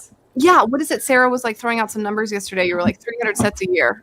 I think they do 300 friend sets a year. So there are hundreds. And they started coming out in 2013 or 2014, I think. Is that right? 2013? Because like I know alongside City, it's like the most produced theme per year. And then underneath that, I believe it's Ninjago and Star Wars. What is the most I doubt we have total transparency. I know we don't have total transparency, but what is the most profitable theme of Lego? Sure, I think it would have to be City. Because they've got the most amount of sets and it's their own license. Other than that, I'd have to say Ninjago. Well, I think the Ninjago fans say Ninjago. I think the Star Wars fans say Star Wars. I think the thing with Star Wars is that's probably the best selling, but then they don't get all of the profits because you've got to pay like licensing. The profit margin, but you don't have to pay profit margins. Or the same profit margin. Or sorry, there's a bigger profit margin for Friends, and they produce more Friends sets. So couldn't we just think, is it 1-to-1? Like, why are they producing so many sets for a theme that isn't the most popular? So have we been, had our heads up our own butts about Friends? Like, do you know what I mean? Like, is it right? Sarah, you're on mute, Sarah. Yeah. I don't know if she knows she's on mute. Sorry. What? Oh, no, it's fine. It's fine. I didn't know if you were talking to us or mine. No, it's just he's around here in the room. He's telling me, he's mansplaining to me. He's telling me that there aren't 300 sets a year, that there's only 400 friend sets in total. And I was like, oh, oops, my bad. Okay, that makes more sense. I feel like it was like 54. I think City had 55 in 2020, and Friends had 54, and then Ninjago was like 40 something, and Star Wars was like one under that. Yeah. From memory, because I remember I did a video on like why we don't need a Star Wars CMF for Ninjago, because people are always like, we need it, and I'm like, no, you want it. Yeah. You need it. Well, yeah. I mean, calm down. And everyone was like attacking me, but I remember looking into that, and I was like, these themes have like so many like sets coming out. I was like, this is ridiculous. And I looked in Friends, and I was like, what on earth is going on? But I mean, that included like the little bags that you get in like European magazines and things like that. That's Same true. with the City. That's true. I do think that as I'm learning more and more about Star Wars, and I don't want to speak of it because I don't really have that many sets, but it does seem like the minifigures are lacking relative to like what we're getting in Harry Potter, especially. They are, 100%. Yeah. It's like, it's wild. Like Harry Potter had a weak year last year, but like as a whole, like Star Wars is like pretty weak. Like there are like the holy grail, I want to call them, of like figures where it's like the layer that's in the X-wing, printing Darth Vader. I honestly think like Tatooine Luke's pretty good. Like that Cloud City Han Solo. So it's like you've got those figures which are like amazing, but it's like there are so many characters that we haven't gotten, and so many like repetitive characters, and like there are some really weak ones as well, which is like the standard could be set so much higher for them, and it's like they're just not putting in the effort. It's such a shame. It's one of the things Chris has been really saying about, because we recently picked up a couple of like retired Star Wars sets, and like the number of like unique set, like literally on the box it's like new. Like majority of the figures in that set were new. They were brand new. We've not had them before. We've not seen them. They were unique molds. He was like, why don't they do sets like this anymore when we've just got the same characters over and over again? And it's like, you can do it because it's like they do it with Harry Potter, and it's like they look amazing, but it's like Star Wars, it's like you get like 1 or 2 per wave. Like that's it.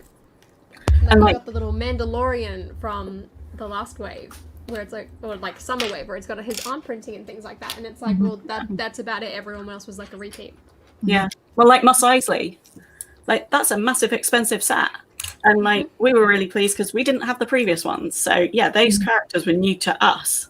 But to anyone who collected them before, there were a lot of There was repeats. so Like many the Biff repeats. repeats. How much? Like, How it much still is had that like set? a lot of exclusives, but it was like, for us it's $550, so I feel like it's $350 US, I think. Holy moly!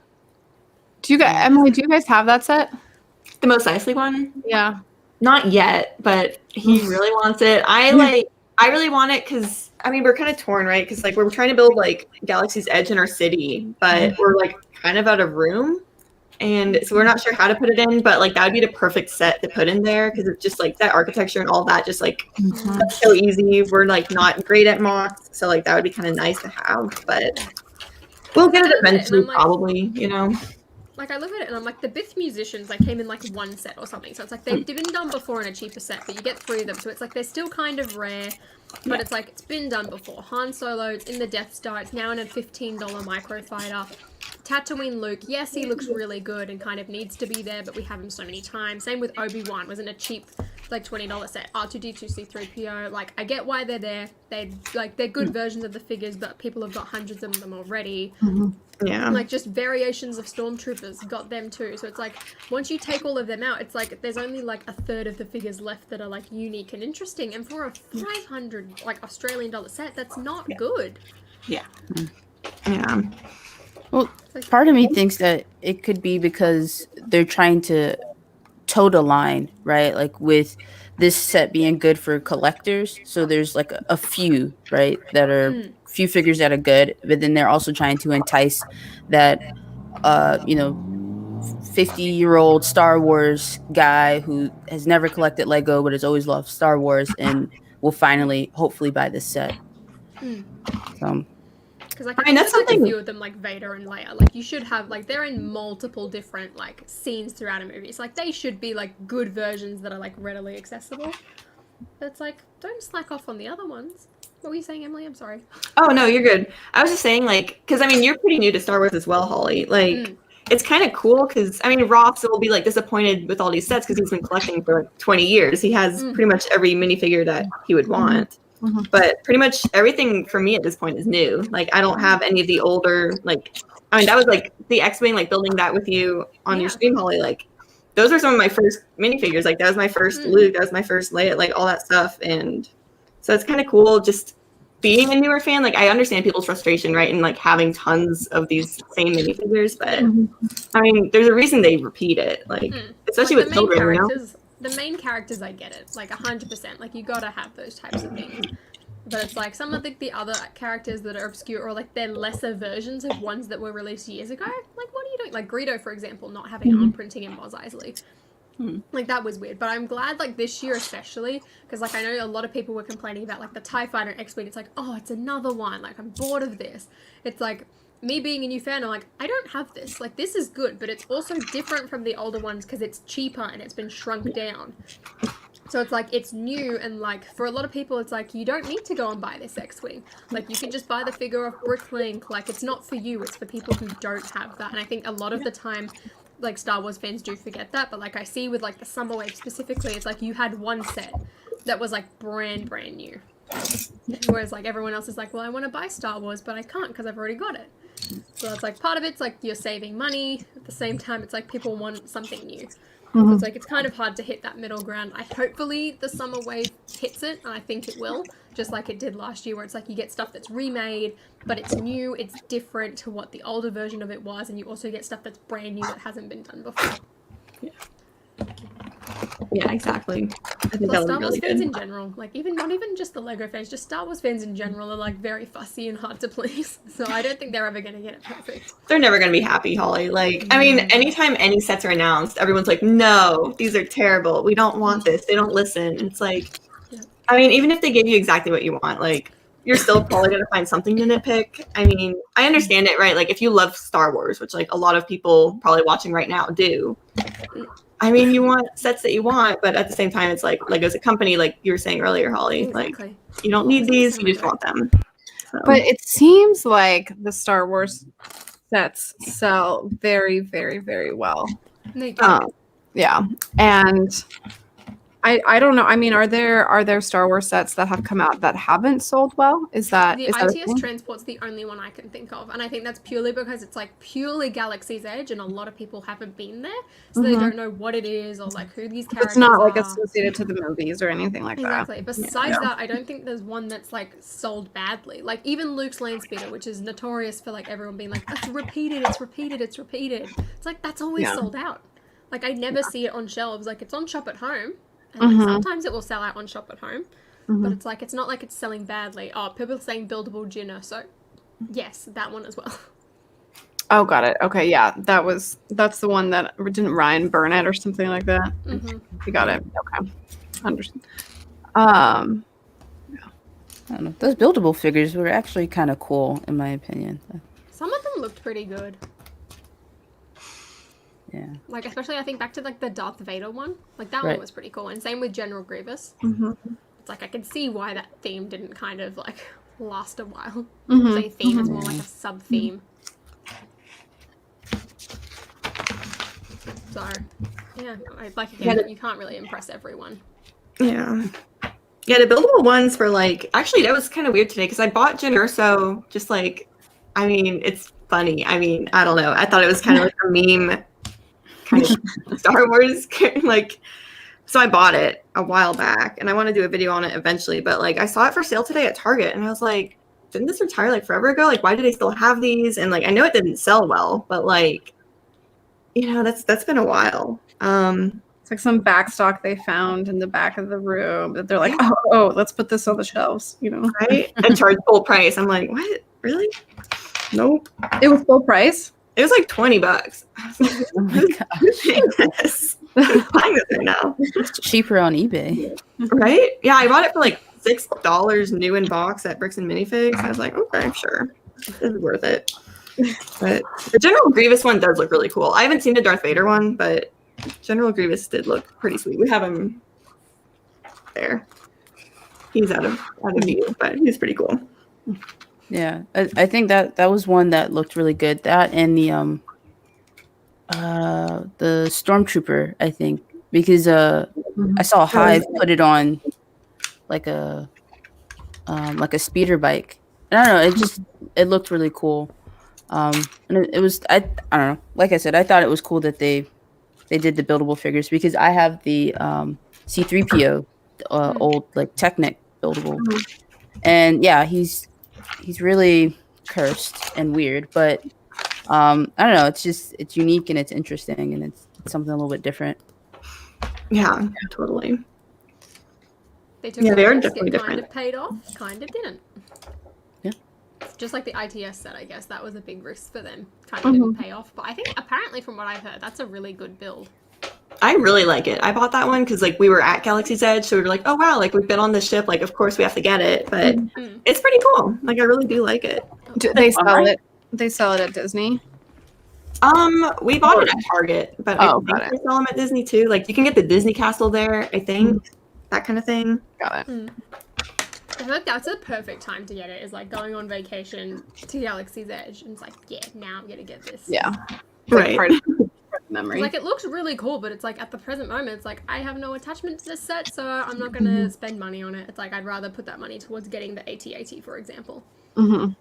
But it's like, it does look really cool, and like I love that like female figure's hair, where it's like half blue. That looks so good. It looks super cool.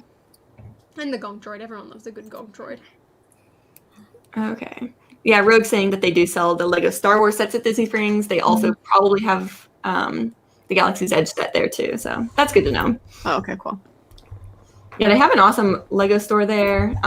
Yes. Have you guys? I know Sarah's been. Sarah's definitely been to like the Disney Springs Lego store, but that's like definitely my favorite. Like every time I'm in Orlando, I have to go there. It is just like it's so cool. It's a lot bigger than the one we have. I don't know. I think it's a lot of fun. Yeah. I like went the to it brick weed. once, and it was so good. I like that big dragon. It's so cute. Yeah. In the water, yes. So cool. I Like, haven't been to Disney, I think, since I'd say like 12 or 13 years. So a long time. I miss it. I definitely need to go back. Yeah, we were meant to go last year. Oh, really? It got cancelled. Sometime. Oh, Holly. Yeah. I've moved my microphone closer. Does that help everyone? I mean, I'm leaning right towards it now. I should probably just sit up and talk. Can you hear me now? Hope that works. I saw those comments and I was like, let's just drag my microphone a lot closer and see if that fixes anything. Hopefully it did. I love the not Disney stores, the Disney Lego stores. Specifically, I think back to like the one in LA where it's got like the genie and like Aladdin and Jasmine on the carpet, like inside, and then on the outside you've got Maleficent and Philip, Maleficent's dragon, and then there's also like a Toy Story display. And I think in Orlando back in the day, I don't know if it still exists, they had like a Snow White and the Seven Dwarfs one. Like I remember hearing that and I was like or seeing it and I was like, this is amazing. And then like years later we finally got a Disney CMF and I was like, yes, best day ever. Dream come true. Yeah, the California one sounds really cool. It's amazing. It's a lot smaller than the Disney Springs one, I think, but like it's got a massive pick-a-brick wall and like so many like amazing things, but you really have to like walk right down the end of downtown Disney to get there. So it's like kind of hidden to an extent, which is quite sad.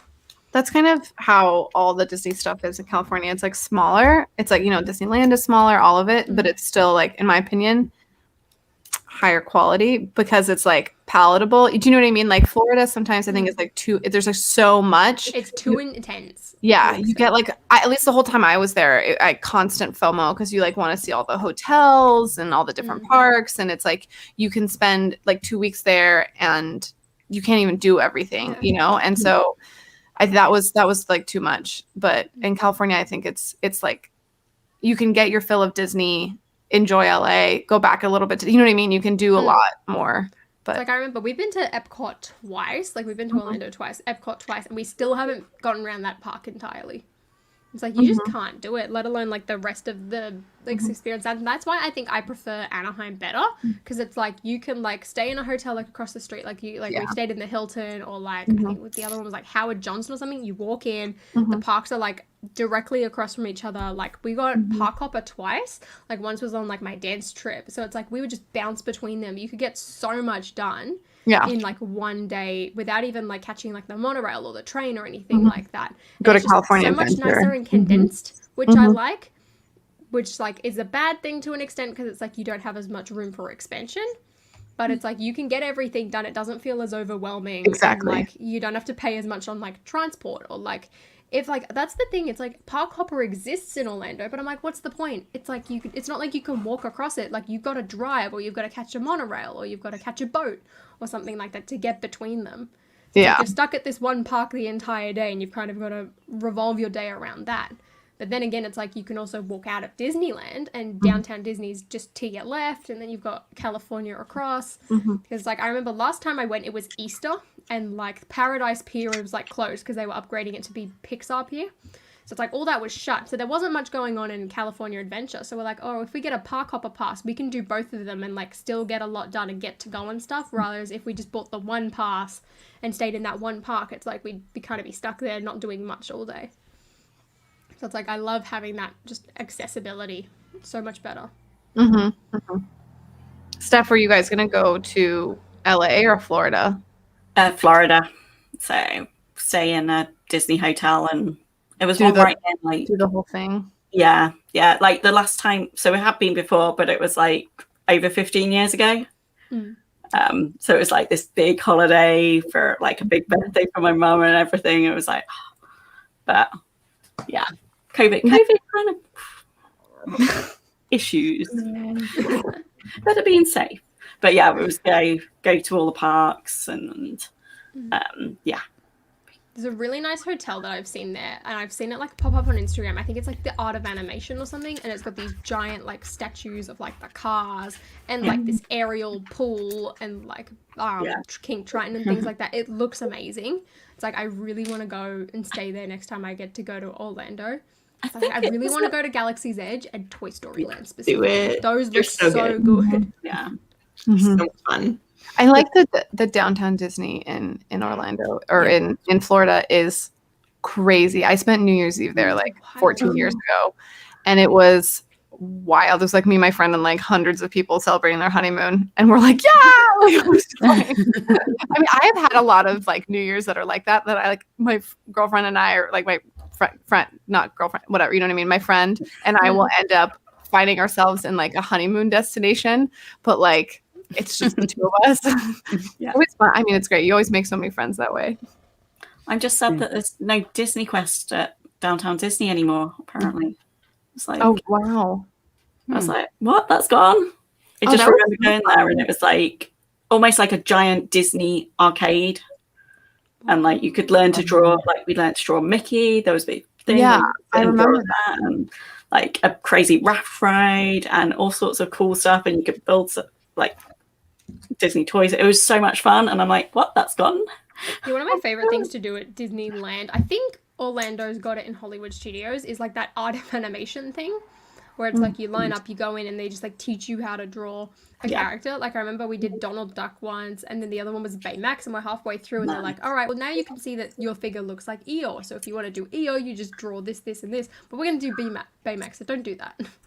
And I was like, this is like the coolest thing, because you like walk away with this giant sheet of paper and this really good drawing. I'm like, damn. But also you get to sit down for a long time, so it's a really good foot rest. It's amazing. Love that. Very cool.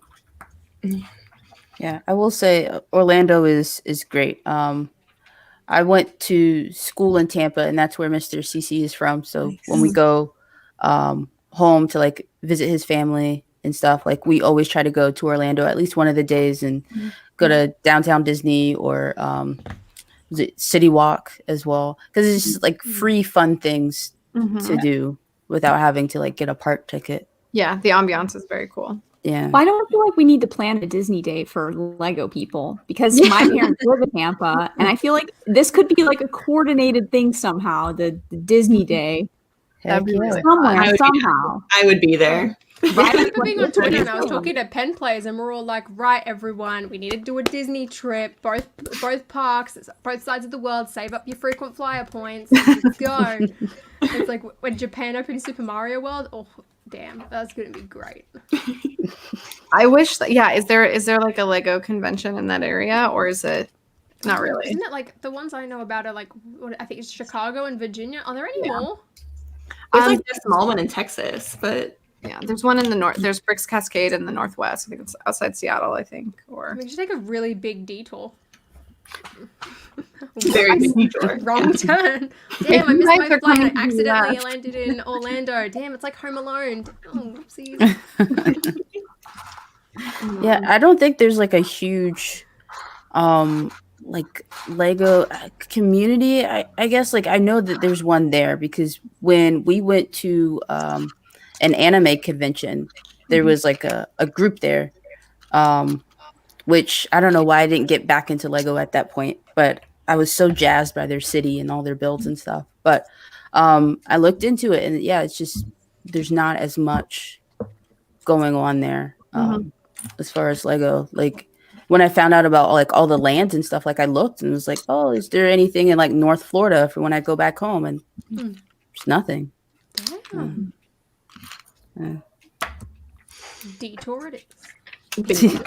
I'm down. My parents still live like 20 minutes from Disney World. So like before COVID was a thing, right? Like my mom would go there 3 times a week and just like walk around. She sometimes would just like literally just walk around. Like she wouldn't go on rides. She would just go for the ambiance. And I'm like, what? Like I would just call her like coming home from work or whatever. She's like, I'm at Disney. I'm like, what is this line? Help me. That's amazing.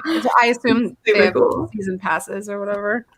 Yeah, they had like the annual pass, and she would just That go is up there, really like, getting like audio use book. out of that. have a good time. I can't. Too many people usually. Like, It's a lot. it's But if you go at like funky times, you know what I mean? that's true. Yeah. And I'm sure like when you go that often, you kind of know like the lull of when like certain families are, or like, you know, certain the ebb and flow of it. I think that would. Like when people are on school vacations and things like that, like you can just avoid that. Yeah. Even the time of day and like the day of the week. And if you have season passes like year round, if you go and it's really crowded, you can always just leave and come back another day, right? Yeah, that's true. Yeah, a lot Go of get people yourself on an ice cream. Nah, not today. Walk Yeah. out. Dole Whip. Like 8 hours Bye. to park your car and 2 miles to walk from the car to the park or whatever. Get a photo, get an ice cream. Nice. Walk away. The Dole Whip, that's what I would go for. Yeah. I I have love Dole Whip them. in Florida. Oh, mm-hmm. Okay. Yeah. Oh my God. Yeah, it's like, is it always pineapple? Yeah. It was Okay. a little pineapple. Yeah. There's Uh-uh. always a good old Disney churro. Oh yeah. Last time we got like a Mickey shaped pretzel, and Ross was thrilled. He was just like, "Yay, midday snack." Is there a picture of this? Because that seems like it So needed to cute. be a picture. Yeah. I'll have to find it. I'm sure it's like, I don't think it's on my Instagram, but yeah, That's so I'll have to find it. I love the character Sounds super breakfast. I remember we went. It was like we would go in April on like our family vacations because it lined up with a convention that happened in Vegas that my dad would go to. So it's like we usually go in April, and it was around my sister's birthday. So we're like, oh, let's do like a character breakfast, and we booked one, and it was like within like Main Street, like around the big roundabout at Orlando. And it's like you could see the castle from it, and it's like there's a bunch of Winnie the Pooh characters, and you got like Mickey waffles and pancakes. And I was just having the greatest time. Then Tigger starts like running around and jumping up, and there's all these little kids, and I was like 13, 14 at the time. I was like, right, let's go. I'm joining in. I was like, this is the best thing ever. Like, I'm just having an absolute blast. The character breakfast is definitely the best. Like, you can be any age, and that's I don't know. I love it. I really want to I've go never for the done it. princess one in Cinderella's castle one day. Like, that would be amazing. so Or even fun. go at dinner time so you can line it up with the fireworks. Ooh, Now that's an idea. you know how to do it. You Awesome. have to book them like 3 months in advance. It's wild. That is crazy. Hey, Swift, what are you working on? Flintstone. Ross wants to see your build. Is it the Flintstones? Yeah, it's Fruity Pebbles. I love it. I want it. Set Pretty light. bubble. That's pretty cool. Man, I wish I had gotten that set. That was a Lego Ideas, right? Yeah, Yeah. I definitely screwed up on that one. Oh, speaking of Lego ideas, what are everyone's thoughts on the latest round of results? So I'm like really happy for the person that won, right? Like it's really cool. Like I will probably buy it, you know, but there's so many cool ones. Like Avatar, I love Avatar. Like Cece obviously loves Avatar. And like Hang in the that would back. have been so cool. Like I know you were voting for Ratatouille, like the whole haircut thing going on. Damn it. It looks great, by the way. It worked. Yeah, it does I'm look good, shocked. Holly. Thank you. Looking pretty It good. looks great. I'm so shocked that I did it. Oh, yeah. Like, here's the I thing. felt like, so remember anxious doing my watching your stream- video. Oh, really? I was I did. terrified. I'm, I like, was so scared. anxious. I was like the scariest video I've watched in such a long time. I was like, oh my gosh, she's gonna do it. Oh no, she's measuring it out, and I'm just like, oh. I was like, it's I going to felt be like- easier than just doing like a I looked so blanket cut good at of the end. everything else. But I was like, I've never had like a fringe or anything before. So I was like, I need to do it long so that like I have room for error if I need to go to a hairdresser. Oh, totally. Oh, but I remember doing my stream where I was like going through everything and I was like, Ratatouille has to be it. But I remember like going up to like the Starry Night one and I was like, this looks really cool. Like I'll be happy if it gets picked. But I didn't anticipate, you know, me saying that resulting in only one getting picked. That was a bit of an accident. Like I think it's really cool. It's really pretty and I'll probably get it. But I'm like, my whole thing is like, it's the highest rejection rate. Like we had the highest amount of projects, highest rejection rate because it's only one. But it's like my whole thing with it is like the excuse of, oh, we're busy. If you're busy, then don't run all these external competitions that undercut the process of getting 10K because it's unfair to all of the designers. Right. Like I understand that a lot of that there was like modular buildings and brickheads and a bonsai tree. It's like they stand no chance. Lego would just make them themselves. Same with like the cars and things like that. So there's a lot of projects that already probably wouldn't have gotten picked. Then you've got ones that like revolve around IPs and things like that. But I specifically think back to like the Seasons of Time calendar. Where I'm like, this doesn't have any licensing. This appeals to like the very like adult 18 plus, which is what Ideas seems to kind of go towards. Looks like a nice display piece. It's got functionality. It's like that would have been a perfect set, and they rejected that one too. So I'm like, why? It's not there. I really like I'm that honestly one. worried now for my Monsters Inc. project when that goes live because I'm like, well, if like all of this stuff and like they're only picking one, they're going for like very adult things. It's like I'm worried that it's like it's not gonna get picked, and I'm like, it's not even up yet. I don't even know if I'm gonna hit 10K supporters, but it's like I'm worried that if it did, it's like it's not gonna get picked. which is such a shame because it's like Ideas has lost like kind of that magic and excitement that I think it used to have a couple of years ago. Right. We have got the Sonic set though, which Mhm. which is an IP. I mean, I missed it from the one before.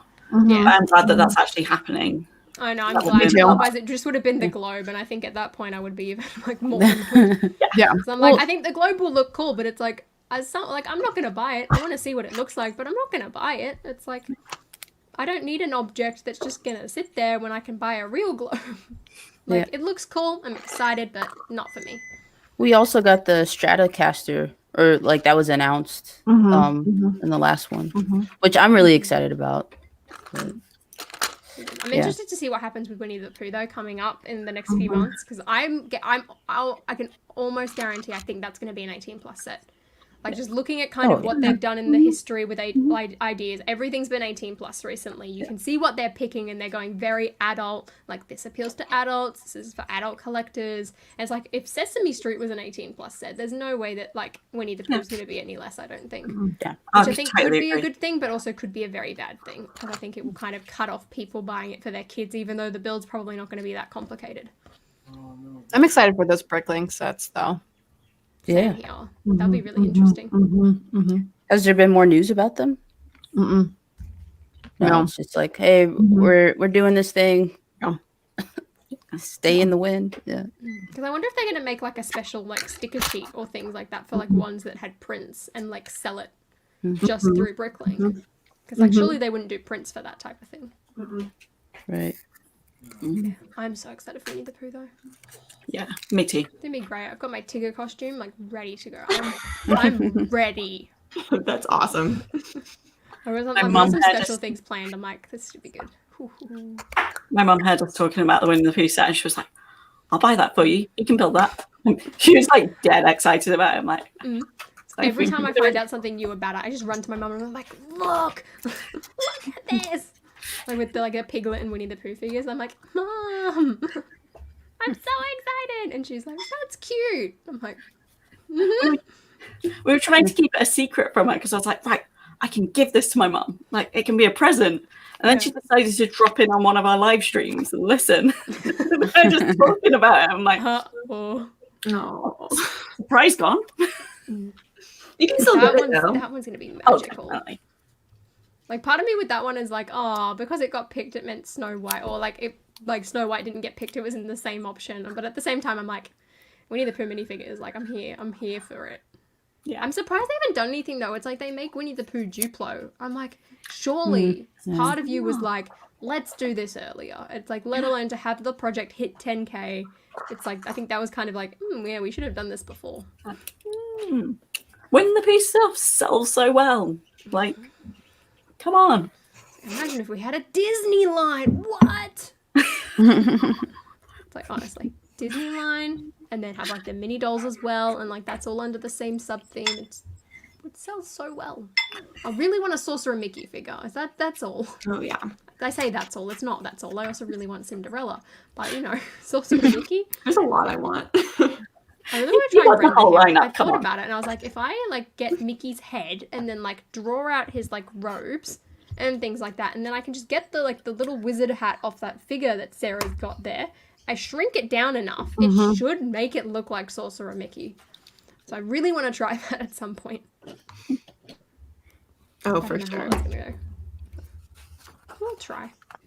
Yeah, there's a lot I want to see from Disney. Like, I mean, at least they still have a ton of material, right? Like, they aren't out of characters for CMFs. You know? No, that's really good. I really hope there's a series 3. Oh, there's gotta It's be. like, if we're not going to get sets, like, can we at least please have another CMF? I know we've got 2, but like, please. Plus, they sold well. So, like, I can't see them not doing something like that in the future again. And this for is massive.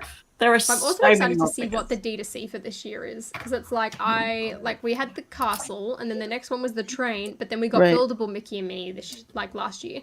So I'm like, okay, well, it doesn't necessarily have to be something from the theme park. So I wonder if it's going to be something, again, that's like Mickey and Minnie themed, or if it's going to be from a movie. I personally hope it's from a movie or like a theme Right. park. Yeah. Because like as much as I love the buildable Mickey and Minnie figures and can't wait to build them, it's like we just had them. We've got the art this year, so I feel like it would be kind of a bit overkill if they do another one, especially with Or the brick Mickey and sketches as Minnie. well. Yeah. I don't know what it's gonna be.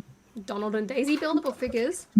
Thoughts? Well, we're supposed to be getting more brickheads, right? Like Daisy true. and then the nephews. That'll be pretty cool. Yeah. I'm excited for them. Definitely not going to go and buy Mickey and Minnie though. They're too expensive for me, but I'll get the rest of them. Yeah. Oh, the 100%. brickheads. The brickheads. hmm Yeah. Also with the Disney CMF, I wonder if they would still do 18 like they have in the past, or if they would do the new 12 that they have. I sure hope the big set, because the CMF series for the Disney is always the best. I'm always like, ooh, it's a mega big wave, and there's so many characters that they can do. They can definitely do 18. Exactly. But if 'Cause they I know did the whole 12. reasoning behind 12 is like, oh, we want people to collect them all because they're more expensive now. I'm like, well, then lower the price back down. But I think What if they 12 did benefits the 12? regular series. What if they do 12 and it's the princesses, and we finally get all the princesses we want? That Oh, I'm on board for. That could be good. Give us like variations of like Jasmine, Ariel, Anna, and Elsa, and then just like basic versions of everyone else. Well, yeah, I think if it is like a full princess lineup, like including the strong female characters that aren't technically princesses, like I think they can definitely get a full 12. Like Esmeralda. I was just about to say Cinderella, Aurora, Esmeralda. I love her. Ariel, She's a Belle, fox.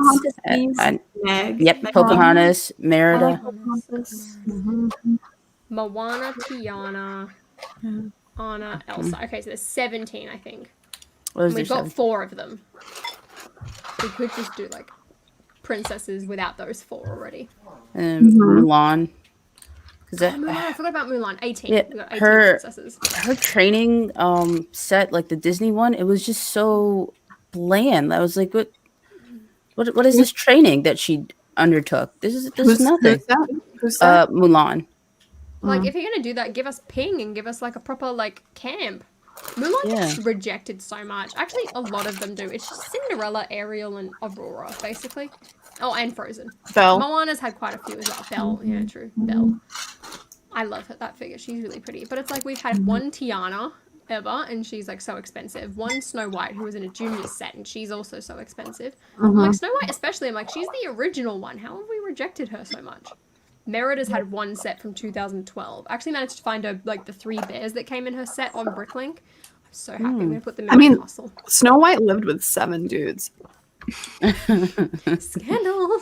I mean, yeah, she deserves a medal. I don't know how she put up with that, let alone cook and clean for them, honestly. Exactly. Yeah. Yeah. Be good. I'm so excited for all of the themes this year. Especially after like seeing and like hearing about like what's gonna happen with like Marvel and Disney. Like all the Disney Plus stuff. That should be really good. I really hope there's like some sort of like 60s WandaVision figures. That would be awesome. Oh, I would love There's that. an art on those, and they look so cool. Like, I would love that. Like I doubt they do a full set, but like I can see them popping up in the CMF series. That would be so good. That'd be really cool. Like Vision would be. Yeah. I love that theme song as well. It's always stuck in my head, like the first one. It's like WandaVision, WandaVision. Yeah. So catchy. Gosh. Yeah. Yeah, that Every show's so episode. good. Oh my goodness. No spoil. Please, no spoilers. No spoilers. Okay. Avoid Twitter. Sorry, guys. I know it came out yesterday. No, 2 I mean, days it's, ago. It's not Monday, so it's still under kind of like the Is it- spoiler-free buffer. Okay, got it. Okay, cool. Okay, and then it's socially unacceptable for me to ask for no spoilers, right? Yeah, just like the Mandalorian. It's kind of a universal rule at this point, which I really appreciate, honestly. I think it's great. Man. So we talked about this kind of like in the last stream, like on Steph's channel, but I'm kind of curious. So like where everyone is in the Lego closet, you know, like I know Claire kind of talked about her like coming out of the Lego closet story. And I just thought it was funny, like on Zoom calls, obviously I have this like behind me, but I like post my laptop and I like have it kind of pointed up. So you just see like my chin and it's like, okay, yeah, you don't see any Lego. I'm not a crazy Lego. Like they know I have Lego sets, but they don't know like I do this. They don't know I have a YouTube channel. They don't know like anything about that. Like I just think that's kind of crazy. Like where are you guys like in the Lego closet? Like do people know about your channels? Do people know like that you even like Lego? Or are you just like everyone knows? How are you guys? Should we go in order, like starting at the top? Because Yeah, let's start with Cece. If If you don't want to answer it, that's also totally fine. Like, Just throw I don't wanna Cece put anyone on the under the bus. Like, Yeah. just- Cece, yeah. yeah. sorry. No, it's okay. Yeah, so as far as like family goes, like yeah, like everyone knows. Actually today my dad popped in on my stream, which he didn't really know that knew that I did stuff until I told him about the Black Friday showcase, and I sent him that. So then that was kind of like him learning about it, and he was really supportive. But I guess I'm in my mid-20s, right? And this is nothing new, right? It's not out of character for me to be doing something like counterculture. I have a sticker. I was in the process, but and I guess as far as like work goes, yeah, they don't know that I have a channel or anything. I do have like the Dumbledore minifigure and like last year's Valentine's Day bear at my desk. But yeah, other than that, I mean, well, I had a new supervisor and he was like, "Oh, so what do you do for fun?" And I was gonna say like, "Oh, I have a YouTube channel," and I was like, "I have a Lego. Yeah, I collect I have a Lego. Yeah, and one brick. Yeah, I love it. because I was gonna say like YouTube, and then I was like, no, don't bring that back. But Improvised. yeah, so and he was like, "Okay, well, I have 2 sons, and they played with a lot of Lego too," and I was like, "Yeah." I've got more than them, but that's fine. Not awkward at all. Yeah, so that's me. What about you, Steph? And I guess that goes for like you and Chris. Yeah, so like Chris, like where I'm sat, this is where he works. So like any Zoom calls that he does, like they can see that. Actually, his he did a big project, and it was only like later on that they realized when he like got up to move something that this wasn't like a fake background. Yeah, because everyone's got like Zoom backgrounds to hide like their like real life. So yeah, that was interesting when they were like, oh, that's real. It's like, well, yeah. But yeah, like my work, yeah, there's definitely people at work who know that we've got a Lego channel. There are definitely people who have watched it. His work's better though because they've got like a Lego channel on their Slack. Like, whereas I'm in a big organization, but I haven't found it yet. I'm like, where's our Lego Slack channel? Come on, because there are definitely lots of people. I do now, particularly if I get bored in a Zoom call, I now start to look out for who's got Lego in their backgrounds. Great fun because there's loads of people, and I end up in like calls. Oh yeah, I end up with calls where there's like 60 plus people on the screen. So then it's really fun trying to see who's got Lego because there's loads, so many people. So I don't worry about it because I don't think there's anything to be ashamed of. Like I don't think there's any issue with it. So and no one's picked me up on it. So meh. But yeah, Totally. Oh, that's awesome. What about you, Molly? I've definitely freaked out a lot less now because I'm like, well, if someone sees me buying Lego, so what? It makes me happy. In terms of people knowing about my channel though, I'm definitely a lot more secretive about that. I've told all of my dance friends now, besides like a few of them, because I know a few of them were like, oh, what happened to like the videos like you'd make about like our dance concerts? Because like I used to make videos on that. They're like, where did they go? Like, what happened? Like, why aren't you posting them to YouTube? And I was like, haha, about that. Like, I still haven't technically told them, but I was like, no, I've got them. They're privated. Like, I'll download them and send them to you. But like, I haven't told them. But like, I'm very open that I'm like, yeah, I love Lego. Look at my Disney castle. And like, I can't wait to like build Mos Eisley. Like, I kind of want to put something up on like my personal Instagram about that because like it just looks so cool. But it's like in terms of my channel, like I'm still a bit more secretive. Like, I'll tell all my dance friends and like my close friends and things like that. But like, if someone ever's like, oh, what are you doing? I'm like, studying web design. Yep, that's it. I'm like, let's not go over. I'm like, yep, I work from home and I'm studying not graphic design, web design. Yep. Just like casual people, I'm like, nah, no, thank you. It's like I was at dancing the other day and like one of my friends who I hadn't told, like I told my other friend and they like worked together and they'd spoken together, and she's like, oh, I was like telling like my family and my boyfriend, and she's like, look, that's my friend, let's have Lego channel. And she was like really excited and just made me feel better, because like Steph said, like people like it doesn't matter what people think, and it's like a lot of the time they're very welcoming and very into it, because it's like it just looks cool. Like, these are amazing display pieces that tons of people want. It's like, even one of my other friends was like, what's your channel? My boyfriend and I want to watch it while we're on vacation, because he really wants the giant Millennium Falcon. And I was like, this is great, because it's like, it just proved to me that it's like, no matter what, like, there's nothing to worry about. Like, if it makes you happy, great. That's all that matters. So I just need to be a bit more open about like, yes, this is what I do. But I think for a while I'll still kind of keep that on the down low. Just be like, I'm an editor. And just leave it at that. Well, I mean, Holly, sometimes like if you do say like, oh yeah, I am like a content creator for Lego stuff, Star Wars, Disney, whatever, it's like that just like leads down a rabbit hole. And sometimes you just don't want Then that you're to in happen. trouble. You know, it's like, okay, like I didn't want to talk about this for 5 minutes, but here we are. Exactly. So I kind of feel you with that. It's like, yeah, I work from home, just basic. Yep, I'm an just leave it at accountant, you know, whatever, right? Exactly. Like, I'm an accountant. Yep. Yep. I do what accountants do. Yep. What about you, Sarah?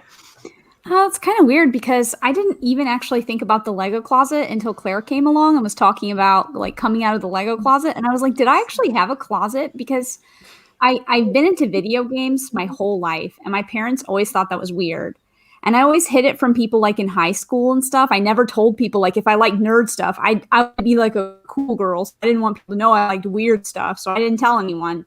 But I wasn't into Lego then, so I didn't really have that. And then my parents just already knew that I'm weird in that game. So one year for Christmas, I just wrote my Christmas list to them. I put Lego sets on it. They never asked.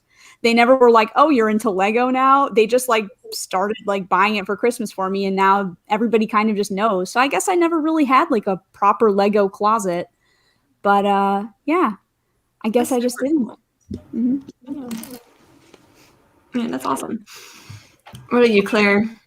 So my manager follows me on my Lego Instagram, and so most of the company now knows about my channel. And my only concern though is if I like join a live stream that's like in the middle of the workday and I like block it out as a meeting, that's probably not the That's best. dangerous. But no, I'm super like open about it now. A couple of my friends were like, can we tell our other friends? And yeah, I did used to have like a makeup YouTube channel, which I can't tolerate listening to the sound of my own voice on that one. But so I privated all those videos.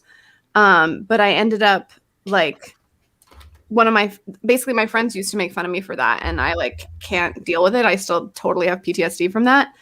So the second one of my friends started making fun of my my recent drama video, we were like just playing Catan over Zoom a couple of nights ago. I just was like, okay, guys, I gotta go. And I like exited the situation immediately I just like didn't want to get confrontational with my friend. I didn't want to be like, hey, like, you know, you're the idiot for making fun of me. And I'm happy. I'm definitely going to have a conversation with him later. But, and that's kind of the next step. It's like, now that you're out of the closet or whatever expression you want to use, that's, you know, now that you're open about it, which I definitely recommend to everybody, then it's dealing with, you know, narrow-mindedness is the next step. So, and there are also like, you have to be clear with people, I think, as well. Like if it's going to hurt you, for them to kind of make fun of what you're saying, you have to tell them, because a lot of the times people think you're in like you'll post your stuff on the internet and that means that you can take negative comments, you can take shame, you can be made fun of about it without them, because a lot of them don't do this stuff, right? Without them realizing that what you're doing and when you're posting something, you're actually making yourself incredibly vulnerable. And for someone to come back with backlash just shows their insensitivity, unawareness, and just lack of empathy, I think. And that goes out to all those trolls out there too, that it's just it's just unrelatable. Like, you know, they can't relate, they can't understand, they don't know what content creators are doing. So, especially for someone who's like close to you to do that. Yeah, and so one of my guy friends, like one of my best guy friends from college and grad school and stuff, he used to take my makeup videos, and like when like all my friends were like at like an Airbnb. I like wasn't there. He'd like they'd all be drinking and he'd like put them up on the big screen and they'd call me like drunk that they made like a drinking game out of my videos. That I was like talking about skincare or whatever it is. And I just like, I cut it off immediately. And it's also what hurt me a lot, or like what prevented me from making videos for my Lego channel. And if it wasn't for like Emily, you totally encouraged me. Cece, you encouraged me like crazy. And then honestly, like Sans, BFAB, Ryan, Tech, all those people like were super encouraging. And that's like why I did it. And honestly, like F them, you know, F all those other people that like made fun. Like they're all like, you know, in typical jobs without any kind of creative outlet outside of their little box life. So yeah. Anyway, sorry, I'm like emotional. Yeah, I'm just like, yes, Claire. Hear that. I mean, just saying that, like, whenever you post a video, I'm like, ooh, we have to go watch. And like me and Ross will both watch it. So get those watch hours. We're just like, ooh, yes, like, what is Claire saying? Yes, the watch hours. Get them up. Thanks, guys. I really appreciate it. It's going well. I'm really having fun. 4,000. Let's go. Yeah. A grind, dude. It's hard work. It is hard work, and but it's good work. It's like really gratifying. And it's definitely different work, especially like I've been, you know, working for, I'm not going to age myself today, but I've been working for a while, and this is pretty satisfying. You know, it's like, it's a small project with a small timeline. You put it out there, the gratification is immediate, or the negative feedback is immediate. And it's really cool. Like how quick the turnaround time, like architectural projects are like 5 years, you guys. So like, by the time like the end product is there, I hate it. I don't want to look at it. Just like, even like thinking about it makes me nauseous. And, but yeah, so this is much better. Definitely. Yeah, the instant gratification, like definitely, I love that. Like you put out a video, you're like, oh, like, how's it doing? How are people liking it? And you also learn from it too. You know, like it's a grind, but like every good experience or bad experience with videos, like you learn so much. So, You should try out new things as well, like all the time, which is my favorite part. Yeah. I think the female content creators are some of the most malleable out there, especially because like a lot of us are newer to the scene. We're not set in our old ways the same way that people that have been here for a long time are. So it's kind of cool that I think there's more variation between, you know, the ones on this panel than others. And so I think that's pretty cool. I will give us points for that. Exactly. We bake cakes and we cut our hair. There you go. Everything every day. Right. Oh yeah. Man, so what about you, Swift? How's your Lego closet story? We'll see if she unmutes. Oh, can you hear us? You're on mute, Swift. Swifty.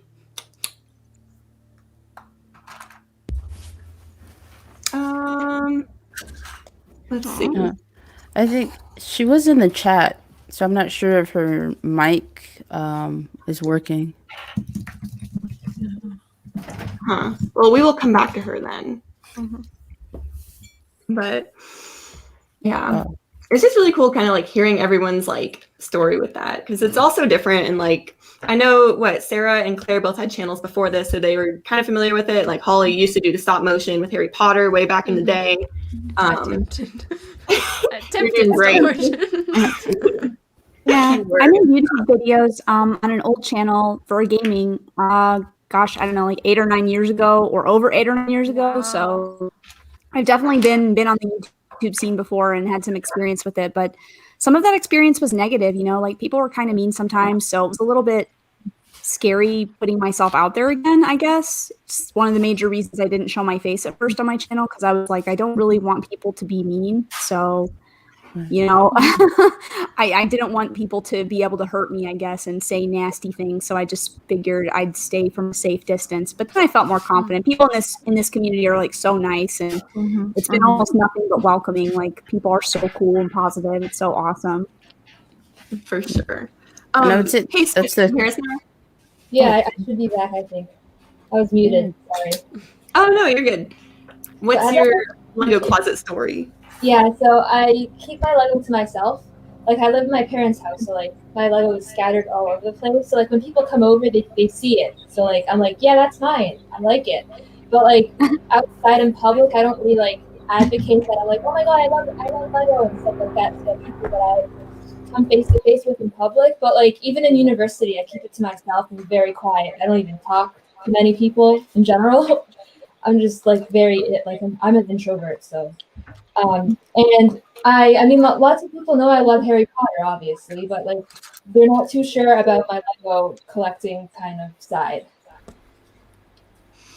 Yeah. I mean, especially during COVID, right? Like during this pandemic, like, I mean, most of us aren't meeting new people. Like I've met all of you guys and you're the first people I've met in months, you know, like where am I going to meet people? You know, I'm at home all day. And so, I mean, it is like either people in your life already know about it or, you know, maybe you might share that with them through time, but yeah, I don't really know anybody here, so it's kind of weird because I moved to the Netherlands not too long ago, and I don't really have many friends here. Like, I know a couple people, but I don't really have a lot of people I socialize with on a regular basis. And I don't speak the primary language in this country either, which is Dutch. So it's kind of like super weird. I feel like all my friends are online now. Yeah, same, Sarah. I moved here like to Virginia not too long ago, and so then for like COVID to shut down everything, so that it makes it even more difficult for me to meet people. When you're YouTube an adult, has definitely been an outlet. It's not easy when you're like an adult. Like I feel like if you're not in school, it's really hard to make friends. And I feel so awkward sometimes because I see people and I'm like, well, they look pretty cool, but like, am I supposed to go up to someone I don't know and be like, hey, want to be friends? Like, how do you make a friend with somebody that you don't know anymore? I don't know what to do. Right. That's the thing is, like, you gotta join like some sort of group or like hobby or like work just or go and something. talk to someone. And it's like that's so daunting. It's like that's one of the best parts about the community is like the people that you meet and interact with, because it's like you all have something in common, and that is your love for Lego. And most of the time, people are scared or worried to talk about that. So it's so nice to be able to be so open with everyone. It's also it's great because then you get to make all these friends, and like they're all in different parts of the country and the globe, and it's amazing. Like now I've got friends all over the world. It's so much fun. Yeah.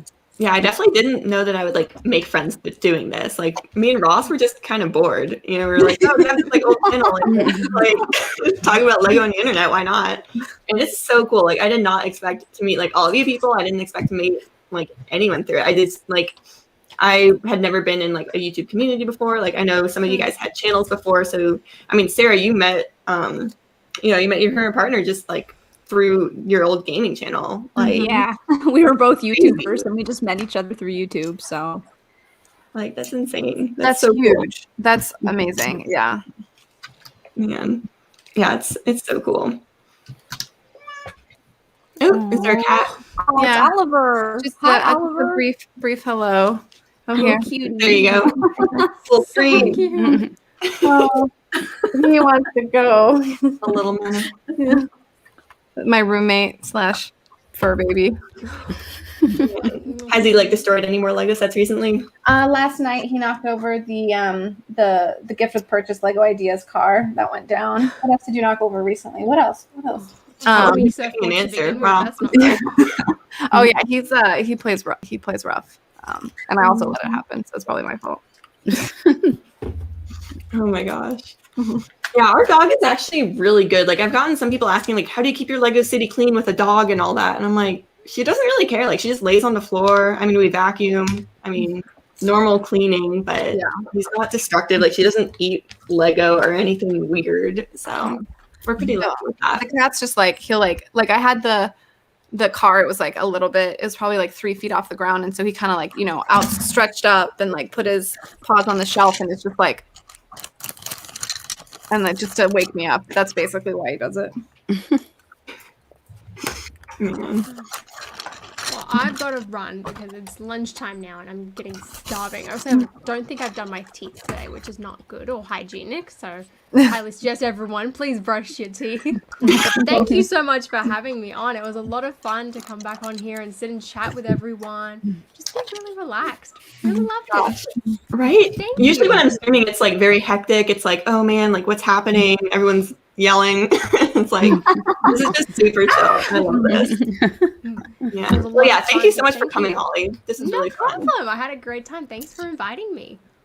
Yeah. Oh yeah. Do you have anything coming up on your channel soon you want to share? I know you have like the Monsters My- Inc. You want to share? Yeah, anything that's about that? currently in review at the moment. So hopefully, I think I submitted it too late. So maybe Monday, hopefully they approve it. So fingers crossed, and then I'll make a video on that.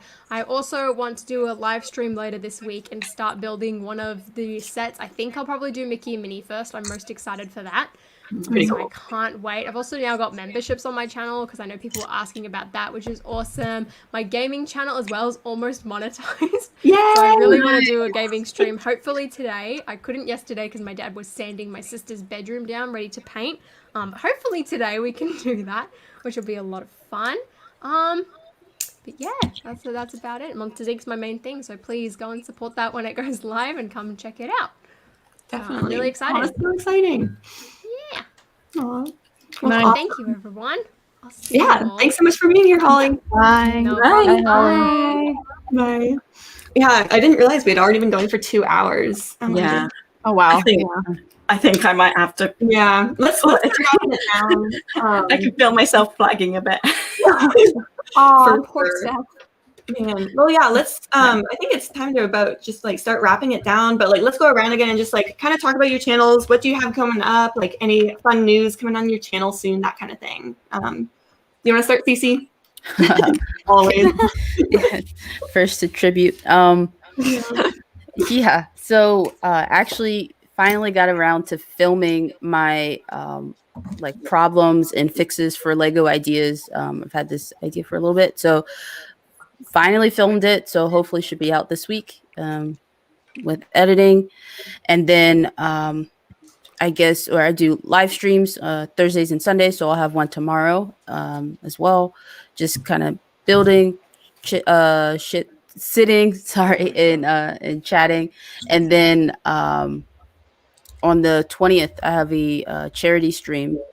So still trying to like get all the kinks and everything, like kind of finalizing all of that. But I would love to have a section of like Ladies of Lego on there. And I mean, it's 14 hours. So any amount of time, you know, just an hour or 2 hours, just getting the girls together and chat would be lovely. So if you ladies are interested, then I'd love to have you. Yeah. And what's the charity again, Cece? Just like for people in the chat.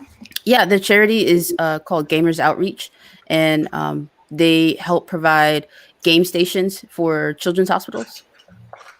So yeah, excited about that. Awesome. Yeah, can't wait. That'll be fun. What's going on, Steph? So we need to plan our videos tomorrow, ready for the week ahead.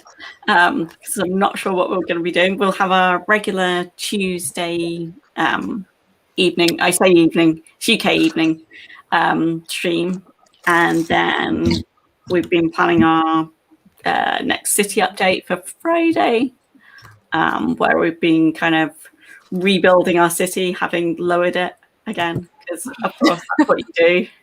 You build your city multiple times in the same place. As you learn, it's all good fun.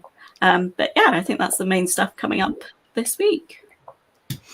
Very cool, man. Yeah, that's so fun. Your city's been coming along well, and like me and Ross were like joking earlier. We were like, "Oh man, that monorail! Like, is he completely ignoring you? Is Chris still like paying attention to you, or is he just like completely focused on the monorails at this point?" We did that together, like all of that monorail and putting it out and everything from Friday, like that. While I wasn't in the video much, like literally that was a project with the two of us trying to get it, work out how to lay it out and things like that. It's impossible to do on your own because you kind of balance one thing and then you need to kind of put the next thing on without it all toppling over everything. We had good fun doing that though. It was great to just, to have something and just be able to experiment and work out like, how can we make this work? That's super cool. That's awesome. Man, what about you, Swift? What you got coming up? Well, I have this very large Azkaban prison mock that I'm going to be showing off soon. I kept it like a secret for a couple months now, but I'm finally finished. It's around like 2,500 pieces large. And I'm also going to be doing more live streams on the channel. And yeah. Man, that sounds awesome. What kind of mock again did you say? Azkaban Prison. Ooh, that'll be really cool. I'll have to check that out. Man, that's awesome. I wish that I was better at mocks. Like, I know Ross is working on one right now, but man, like, he's way better at it than I am. What about you, Sarah? What's coming up? Well, I am doing my regular live streams. My live streams are always on Mondays, Thursdays, and sometimes on Saturdays. So the next one that I'm doing will be on Monday, and that's at 6:30 GMT time. But I think it's like 1:30 in the afternoon US time, something like that. Other than that, I need to get myself into gear and make some more YouTube videos finally. Because my cat was sick, I couldn't really film anything or make a video about being happy when I was feeling kind of not happy. But now she's doing better, so I think tomorrow I'll be filming maybe a city update or something else that I have on my massive list of stuff I want to make. And that's pretty much it. Oh, man. So if you're in the chat, feel free to come by. Awesome. Oh, my turn? My last? Okay, cool. Your last. Yeah. I've got my podcast that I do with Shy and Ninja, and I think next week it's going to be on my channel, so I'll be on Friday at noon. And then I am going to be doing some friends content and my thoughts on that and what that means. And there's going to be a whole series of videos on that and marketing and anyway, so that'll be kind of interesting. So, okay. That'll be awesome. Oh my gosh. So more in depth, Claire. Cool. Yeah. I've got one coming out tomorrow that's like totally idiotic and not in depth and not like my typical stuff, but it's still fun. And then I'll probably dive deep and nerd out with the friends stuff, just like I do all the other ones. Heck yeah. Yeah. Oh, that'll be cool. Man. And so just for everyone in the chat, everyone in this channels are in the description below. Please check them out. They're all awesome. They put great content. They're streamers, content creators, Lego City builders, just like everything is here. So it's super cool. Please go check their channels out. Subscribe if you can. Yeah. And I just want to thank you all so much again for being here. This was super cool. Like, I mean, just having all of us in one spot is obviously like not normal. Like we did that last weekend on Brickinet's channel with Steph, and that was so much fun. But I hope this can be like a semi-regular thing, or even like we maybe switched it up, do it on different channels each time. But, yeah, I saw Fab Blondies in the chat ask when the next ladies live stream is going to be. So I think somebody else needs to volunteer to be the next Saturday ladies live stream host. Right. Yeah. This is so much fun. Man. But anyways, I guess let's wrap it up. Thank you everyone in the chat for being here. We've got a lot of awesome people, a lot of cool feedback as we were chatting. So I really appreciate that. And yeah, hopefully we can do another ladies live stream soon. Alrighty. Yeah. Bye everyone. Bye.